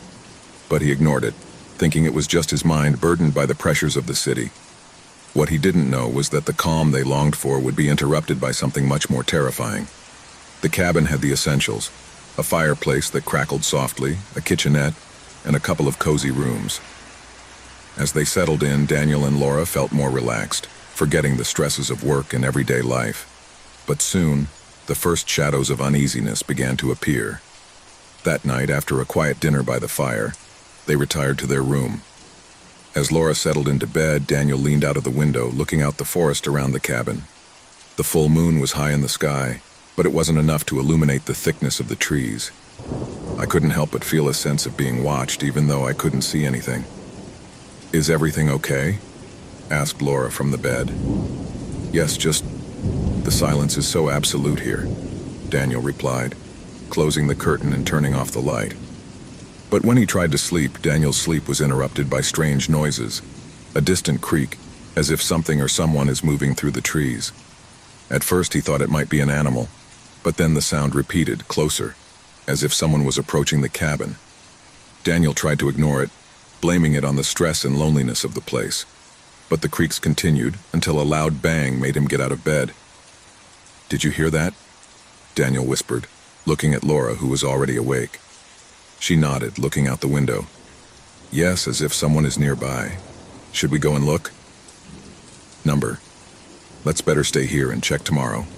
It's very dark outside." Laura wasn't so sure. Something in the air kept her alert, but she trusted Daniel and the cabin was safe, or so she thought. The next morning, they didn't mention the noises of the night. The light of day brought with it a false sense of security. They decided to take a walk in the woods, exploring the surroundings. As they walked, Daniel felt the strange sensation of being watched again. Every time he turned his head, he saw nothing, but the feeling lingered, as if something was watching them from the shadows of the trees. "I don't know, Laura. This place scares me a little. Perhaps we should have looked for something closer to civilization." "Come on, don't be paranoid. It's just a forest and we're all alone." "There's something soothing about this silence," Laura replied, though she also felt a growing discomfort in her chest. As they moved deeper into the forest, the sound of their footsteps and the breeze moving the leaves of the trees were the only things that broke the silence. But as they advanced, something else began to add tension to the atmosphere. Some branches creaked near them, and when they looked, they saw nothing and no one. "Who else could be here?" muttered Daniel, looking around more nervously. "Don't worry, it's just an animal. Let's keep walking," Laura said, though her words lacked the confidence she had had before. By the time they returned to the cabin, night had already begun to fall and the sense of unease intensified. That night, terror did not take long to arrive. During dinner, Laura and Daniel tried to talk about anything to distract themselves, but something in the air made the words feel empty. It was after dinner, when Daniel sat down in the chair by the fireplace, that they heard a creak again, but this time louder, almost above their heads. The two looked at each other, their eyes full of dread. "What was that?" asked Laura, her voice trembling. "I think something is on the ceiling." Daniel got up quickly, looking up anxiously. It's impossible." The noises continued. As they intensified, they began to hear what seemed like footsteps dragging on the ceiling, heavy as if someone was walking on the wooden beams. The thought that someone could be there, watching them, caused terror to take hold of them. "We have to get out of here," Laura said, visibly terrified. "But we can't. We are very far from anywhere. We have no other options. Maybe it's just the wind or an animal. We're going to close everything, lock the gates, and wait for it to happen." Paranoia began to creep into their minds, as the sense that they were not alone became more and more palpable. Upon returning to their room, the sound of something hitting the windows made them jump in fear. "The window. Look at the window," Laura whispered, pointing to the window. Something dark and blurry moved on the other side. Fear gripped them as the sound of scratching on the window continued. Laura tried to take a closer look, but she couldn't see anything. However, he felt that something was stalking them from the outside. "We have to go now," exclaimed Daniel, clutching his jacket in despair. "Come on, Laura, come on." But when they both tried to open the door to escape, something stopped them. The door wouldn't budge. It was sealed from the outside. Panic set in when they discovered they couldn't open the door. They tried with all their might, but the lock seemed to have been locked from the outside. Laura, her face pale, began to breathe rapidly, her mind working at 1,000 miles an hour. Daniel stared at her desperately, trying to find a solution, but all he saw was darkness and the creaking of wood around them. "We can't stay here. Something is not right. What the hell is going on?" said Daniel, sweating and looking anxiously into every corner of the room. Suddenly, the lamplight went out, plunging the room into complete darkness. The creaking of the wood coming from the ceiling now felt closer, as if someone was slowly descending, approaching them. Both of them, paralyzed with fear, approached the window, but something in the air told them that looking outside would only make things worse. "We have to get out of here no matter what it takes," Laura said in a trembling voice. Laura began to bang on the window with all her might, but the glass would not give way. Suddenly, a figure appeared in the darkness outside, its dark outline silhouetted against the dim moonlight. Daniel screamed, but the voice choked in his throat as he saw the silhouette moving through the trees, watching them mercilessly. "What is that?" "Who's there?" asked Laura, her voice breaking. There was no response, only the growing sense that something horrible was about to happen. The figure stood there, motionless, its eyes fixed on them. Panic began to engulf them as they tried to find a way out, but the feeling that they were being watched only intensified. "Help me!" shouted Laura, finally giving in to the terror that consumed her. But there was no response. The world seemed to have stopped, and the only sound was the rustling of trees swaying in the wind. Without warning, the figure disappeared into the trees. Daniel breathed heavily, trying to process what he had just seen. The figure that had been lurking around the hut seemed to fade into nothingness, but the feeling of being watched didn't go away. Something was not right. There was something they couldn't see, but around them, like a presence seeping through the shadows, lurking. The clock on the wall made an almost imperceptible sound, but loud enough to break the absolute silence. Laura and Daniel looked at each other in terror, the words getting stuck in their throats. "We can't stay here," Daniel muttered as he tried to think of a way out. "We have to find a way out." With their hearts racing, they began to look for any possible way to escape. But it was at that moment that the door burst open, as if something had unlocked it from the outside. Moonlight immediately poured in, illuminating the room in eerie shadows. The figure was gone, but the sense of danger was stronger than ever. Without thinking twice, Daniel and Laura left the cabin in a hurry, running into the woods without looking back. The ground was wet and branches hit their faces as they ran frantically. They could hear footsteps behind them, the rustling of branches and leaves moving. They didn't know if it was the figure chasing them or something more sinister, but they didn't dare to look. "Run, Laura, run!" shouted Daniel, feeling his breath ragged. Anxiety consumed them, and every second it seemed like something was catching up with them. But when they turned to see if there was anything behind it, the figure was gone. There was no trace of anything, only the thick fog that began to envelop them. The trees, which had once seemed harmless, now stood like dark giants, and the darkness of the forest seemed to devour them. There was no visible path, no lights, only the thick gloom that surrounded them. Daniel and Laura reached the edge of the forest, where the road seemed distant as if they could never reach it. The feeling of dread consumed them, but at that moment, Laura fell to her knees, exhausted and trembling. "What's going on? Why can't we get out of here?" sobbed Laura, looking out over the woods where the shadows moved as if they were alive. Daniel tried to comfort her, but he also felt the growing despair.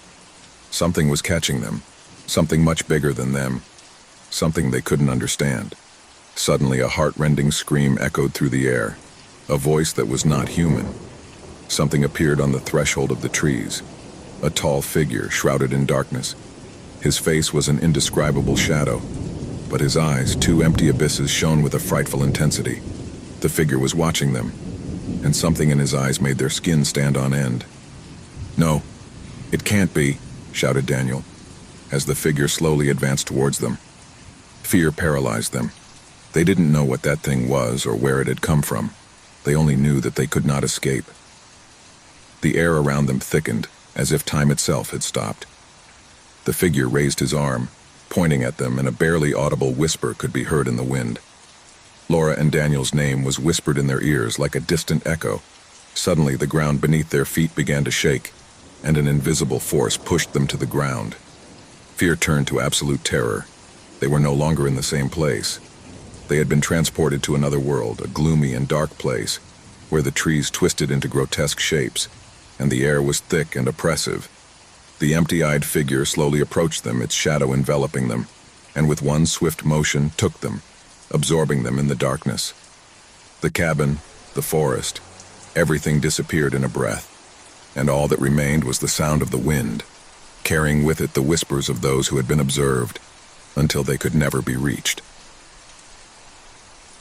It was a gray afternoon, one that did not presage anything out of the ordinary. Jonas, a 34-year-old man, didn't usually think too much about the supernatural, nor did he believe in legends or ghost stories. His life was simple, structured. He had lost his wife a year ago in a car accident, and since then, he had dedicated himself to maintaining his daily routine, not wanting to look back too much. However, that day, something in the air seemed different. The fog seemed thicker, and the shadows on the walls seemed to move inexplicably. It wasn't the first time he'd seen strange things since Laura's death, but he'd never paid much attention to it. Until that day. Jonah had been looking for something to fill the void left by his beloved's departure, something to distract him from the heavy burden of memories that suffocated him every night. That's when he saw the sign. Antiquities of the West. The shop seemed to have been there for centuries, its facade aged and its windows covered in the dust of time. It was the kind of place that, if it weren't for curiosity, one would avoid. Inside, the air was dense, laden with quiet stories, with objects that seemed to whisper dark secrets.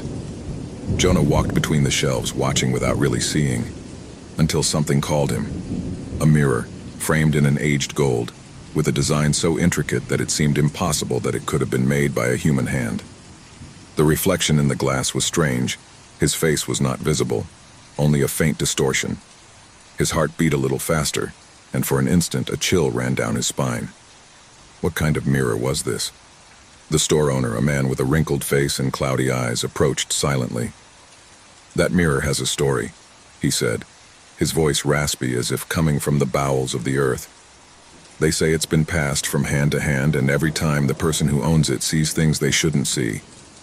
Jonah looked at him, skeptical. "Little things like what?" "Figures, presences," murmured the owner. "Figures who are not in the room, but who are getting closer. Some called it the mirror of death, but everyone has their own experience with it." Jonah laughed, uncomfortable, not really believing what the man was saying. "How much does it cost?" The owner smiled unsettlingly. "It's a valuable object, but if you really want it, I can leave it to you for a reasonable price." Jonah paid without much thought. Perhaps in his subconscious, what he was looking for was not just the mirror, but something that would disconnect him from his pain, something that would distract him from his constant feeling of emptiness. He took it home that same afternoon, placing the mirror in the main living room, just in front of the window where the shadows at nightfall could play with the reflections. The first night, Jonah didn't notice anything strange. He sat in front of the mirror several times, watching the reflection of the furniture and the fading light outside the window. But something began to change the next day. The image reflected in the mirror seemed altered. It wasn't obvious at first, but when I looked closer, I could see fuzzy shapes that didn't belong in the room, shadowy figures of subtle, barely discernible movements. He thought it was his mind, affected by fatigue, playing tricks with him. But the following nights were different. The figure began to be clearer. At first, it was just a human-shaped shadow that was silhouetted on the glass. Then it seemed to move, getting a little closer each night.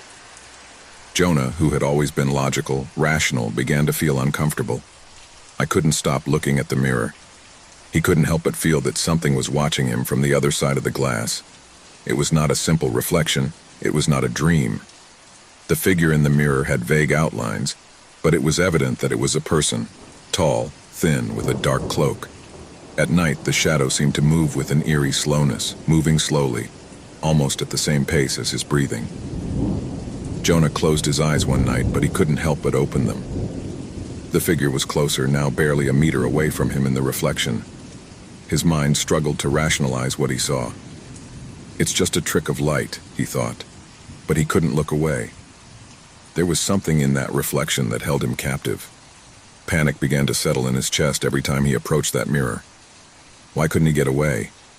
Why did he feel that something was drawing him to him, as if he was being called from another world? As the days passed, the figures in the mirror became clearer. He was no longer just a shadow. She was a woman, ethereal-looking, with long hair that seemed to float around her. His eyes, empty with emotion, watched Jonah with an intensity that paralyzed him. Sometimes he could hear whispers, though he couldn't understand the words. They seemed to come from everywhere and yet from nowhere at the same time. It was as if the air itself were impregnated with a cursed prescription. Jonah tried to cover the mirror, but every time he did, he woke up the next day to find it uncovered, as if nothing had happened. The figure in the mirror not only got closer each night, but it seemed more alive, more real. Somehow she knew that he was watching her, that he felt her, and when he looked at him, she would get a step closer. One night, Jonah decided not to sleep. He spent hours staring at the mirror, waiting to see what would happen if he didn't close his eyes. The figure, that spectral woman, began to move quickly. As soon as the clock struck midnight, she began to rise, and Jonah could see his hands reaching out to the glass. The shadow, or whatever it was, touched the mirror and the glass froze. The air became dense, heavy, as if time itself had stopped. Jonah got up in terror and took a step back, but it wasn't enough. Suddenly his body was paralyzed. The contours of the figure in the mirror began to overflow, stretching, taking the form of a human silhouette slowly emerging towards him. The woman in the mirror was no longer just a shadow. I was there, standing in front of him, as if I had gone through reality itself. What are you?" Jonah managed to whisper, his lips dry. The woman did not answer, but raised her hand. An absolute cold ran through his body. His vision began to blur. Suddenly, Jonah understood. The mirror didn't just show reflections, it was a portal. A portal to the other side, a step towards death. And that figure, that entity, had been waiting for him. Terror overwhelmed him, but he couldn't move. He couldn't scream. The woman raised her other hand, pointing to the mirror. Reality began to crumble, and Jonah felt the essence of his being slowly drain away. The figure smiled at him, an empty smile that ran cold in the blood. And in that instant, Jonah knew that he could no longer escape. The house that had been his refuge was now his prison, and the mirror was his sentence. The woman touched him, and the darkness absorbed him. There was no shouting. There was no resistance. Just an endless emptiness. The next morning, the antique shop closed. The owner disappeared, and the mirror again became part of the store. No one knew who had bought it this time. No one could guess who would be the next victim of the mirror of death, because the mirror did not forget. It was a dark, cold night, with the wind rustling through the branches of the trees, and the lights of the city barely illuminating the distant horizon. The journalist, Samuel Lopez, was prepared for what he hoped would be one more story in his career. He had covered stories of all kinds, from political scandals to crime events, but nothing had prepared him for what he was going to experience that night in the old San Antonio asylum. This place, abandoned more than 3 decades ago, was known in the city for the strange disappearances that occurred at the end of the 70s. For years, it was rumored that patients at the asylum had disappeared without a trace. No one knew what exactly had happened, but the stories circulating spoke of shadows, murmurs in the hallways, and inexplicable presences. Samuel had heard of all these legends, but to him, none of it was anything more than superstitions. He wasn't afraid, but he couldn't deny that something about the atmosphere that night made him uncomfortable. With his flashlight in hand, he advanced through the neglected garden of the asylum. The rusty iron doors creaked as they opened, as if the building itself were waking from a long sleep. Samuel went in, and a shiver ran down his spine. The air was heavy, dense, as if something else was breathing in that place. The empty corridors greeted him with an overwhelming silence, broken only by his own footsteps echoing on the creaky wooden floor. The asylum had an eerie atmosphere, with worn walls, broken windows, and doors that seemed to be waiting to be opened. Every corner of the place was covered in dust, but there was something else, something I couldn't identify. Samuel kept walking, his flashlight illuminating the damp-covered walls. I was looking for something. Evidence, clues, anything that could explain the disappearances. He had read all the available reports, but nothing indicated that there was a clear culprit.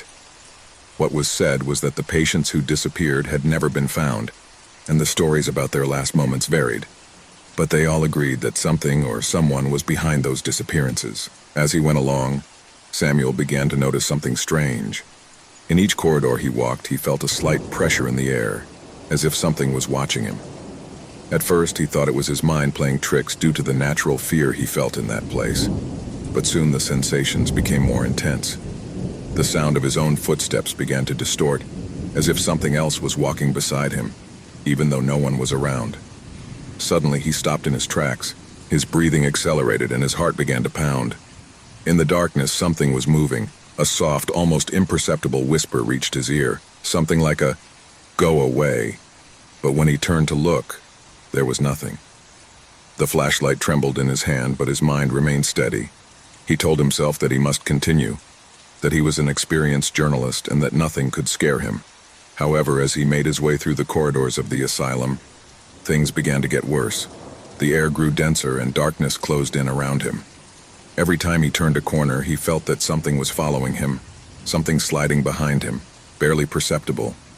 Each creak of the building seemed more ominous, and the echo of his footsteps was now mingled with inaudible whispers coming from all directions.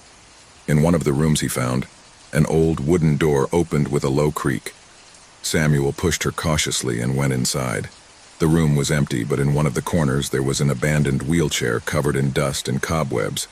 On an impulse, Samuel approached her, moving her slightly. It was then that he saw it. A shadow, dark and elongated, slid down the wall, moving rapidly. Samuel watched her, paralyzed.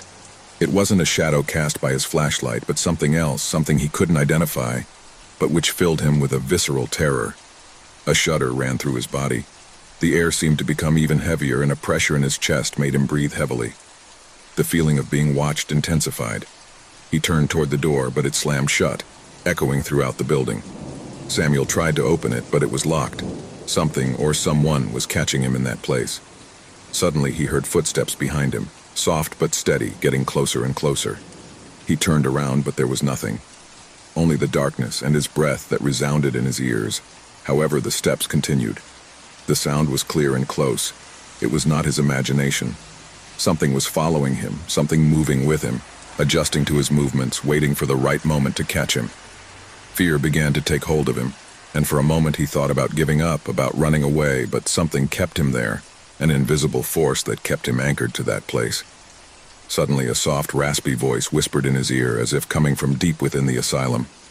"We know what you fear, what you have come for. You can't escape us." Samuel felt a chill run down his spine. The voice was charged with indescribable evil, and it made his skin crawl. It was as if the very walls of the asylum were speaking to him, as if the whole building had a life of its own. With his eyes bulging, Samuel began to run, banging on the walls and opening doors desperately. The corridor seemed to lengthen endlessly, and the doors he was trying to open were closed. The building wouldn't let him escape, as if he had absolute control over it. The footsteps continued to echo in his back, getting closer and closer, until a cold sweat covered his forehead. Reaching a staircase at the end of the hallway, Samuel hurried upstairs, but something stopped him. A shudder ran through her body as she noticed that the shadows around her seemed to lengthen and take shapes, human figures, but distorted, deformed, as if the souls of the missing patients had been trapped in the asylum. The shadows stretched towards him, his invisible arms trying to touch him, to grab him. A cold hand touched his shoulder. Samuel screamed, but no sound came out of his mouth. He turned quickly, finding himself face to face with a pale figure, empty-eyed and a face twisted with suffering. The figure smiled, and its lips slowly parted, revealing a row of sharp teeth. Fear paralyzed Samuel. He couldn't move. He couldn't think. He could only watch as the figure watched him, as if he was devouring him with his gaze. "You're in our house now," the figure whispered in a deep, guttural voice, "and you can never leave." The darkness enveloped him completely, and Samuel disappeared into the shadows like all the others before him. The next day, journalists and police arrived at the asylum after receiving an anonymous call. They found his recording equipment on the ground intact, but Samuel had disappeared without a trace. There were no signs of a fight, or that he had fled.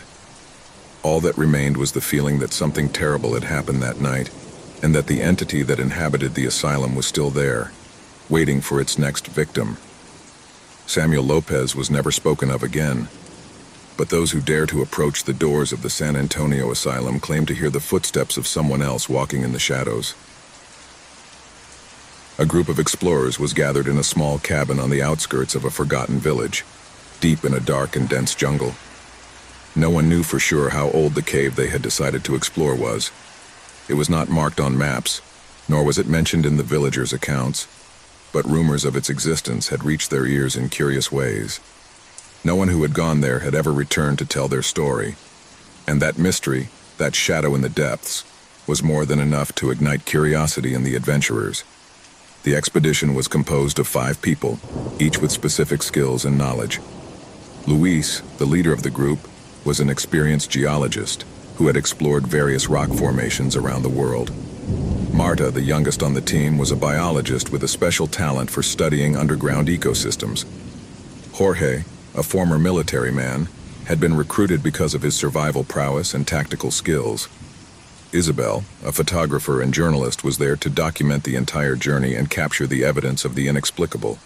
Finally, there was Daniel, an old friend of Luis, who had agreed to join out of a simple passion for the unknown, although he did not share the same adventurous energy as the rest. They were standing in front of the cave entrance, a large crack in the rock that seemed to swallow everything around it. The icy wind blowing from within was but a harbinger of what awaited them in the depths. The air was laden with thick humidity and a feeling of tightness that made them feel as if they were being watched. Luis gave the signal, and one by one they began to enter the darkness. At first the cave seemed calm. His footsteps echoed on the walls, and the echo lengthened strangely, as if the cave had a life of its own. The light from the flashlights they carried did not illuminate more than a few meters, which increased the feeling of being lost in an endless labyrinth. The walls were covered with moss and lichens, and the air was permeated with a rancid and unpleasant smell. As they advanced, the corridors seemed to narrow, forcing them to walk closer to each other. Suddenly, Marta stumbled upon something. As he looked down, he discovered a strange mark on the ground, a series of symbols carved deep into the rock, so old that they seemed to crumble when touched. "Look at this," he said, his voice trembling slightly. "These are not common symbols. They seem rituals, as if someone had left some kind of warning." Luis bent down to examine the marks. It makes no sense. He shouldn't be here," he murmured, his eyes sweeping over the unusual figure. Isabel began to photograph, and the flash of the camera lit up the walls for a moment. At that moment, something strange happened.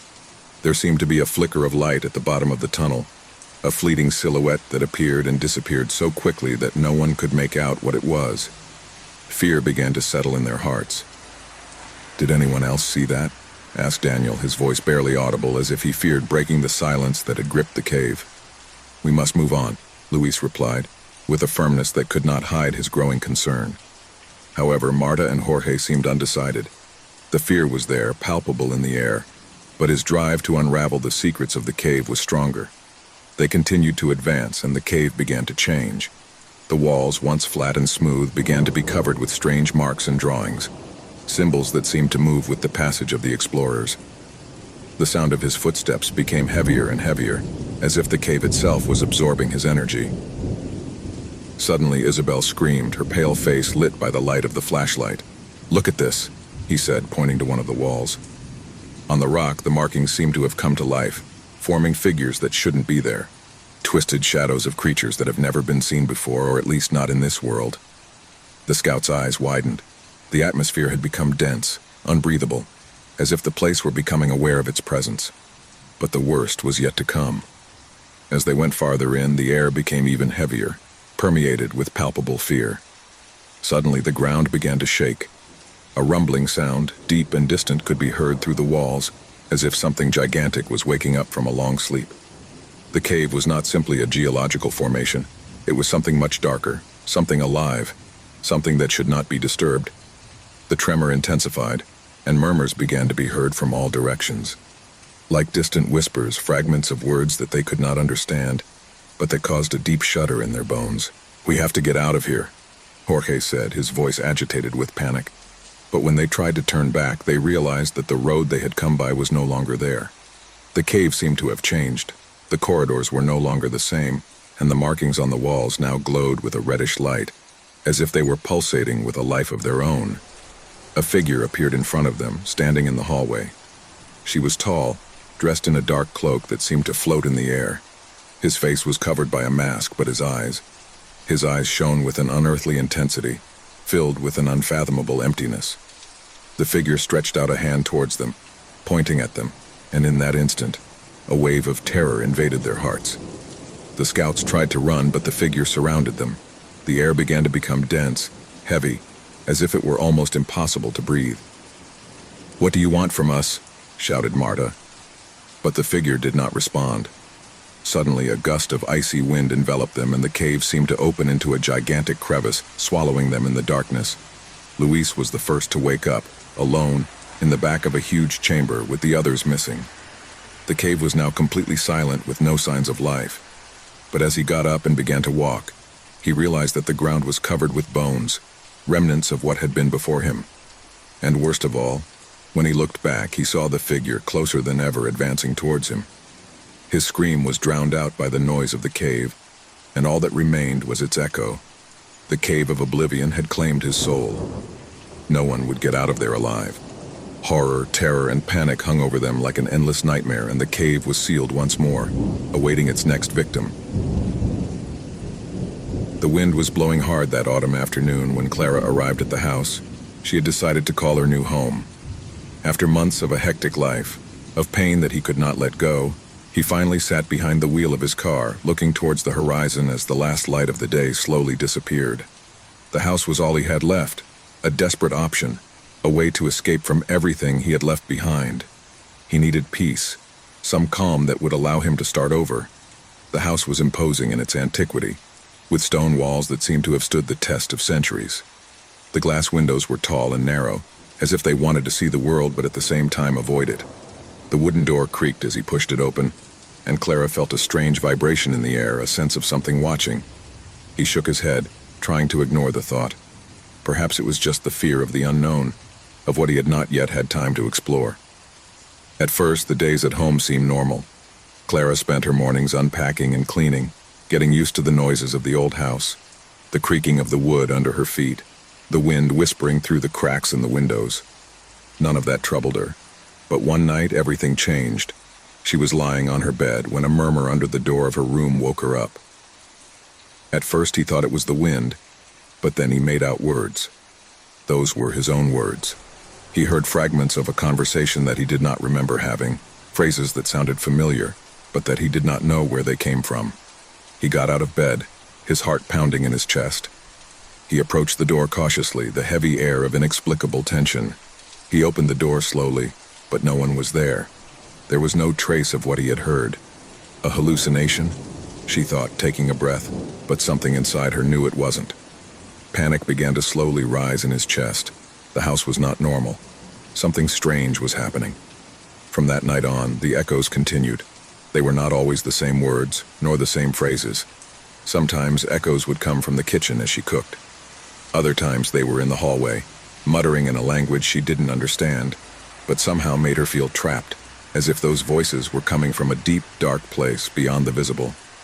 She began to notice that the echoes were not only repeating what she had said in the past few days, but also what had not yet happened.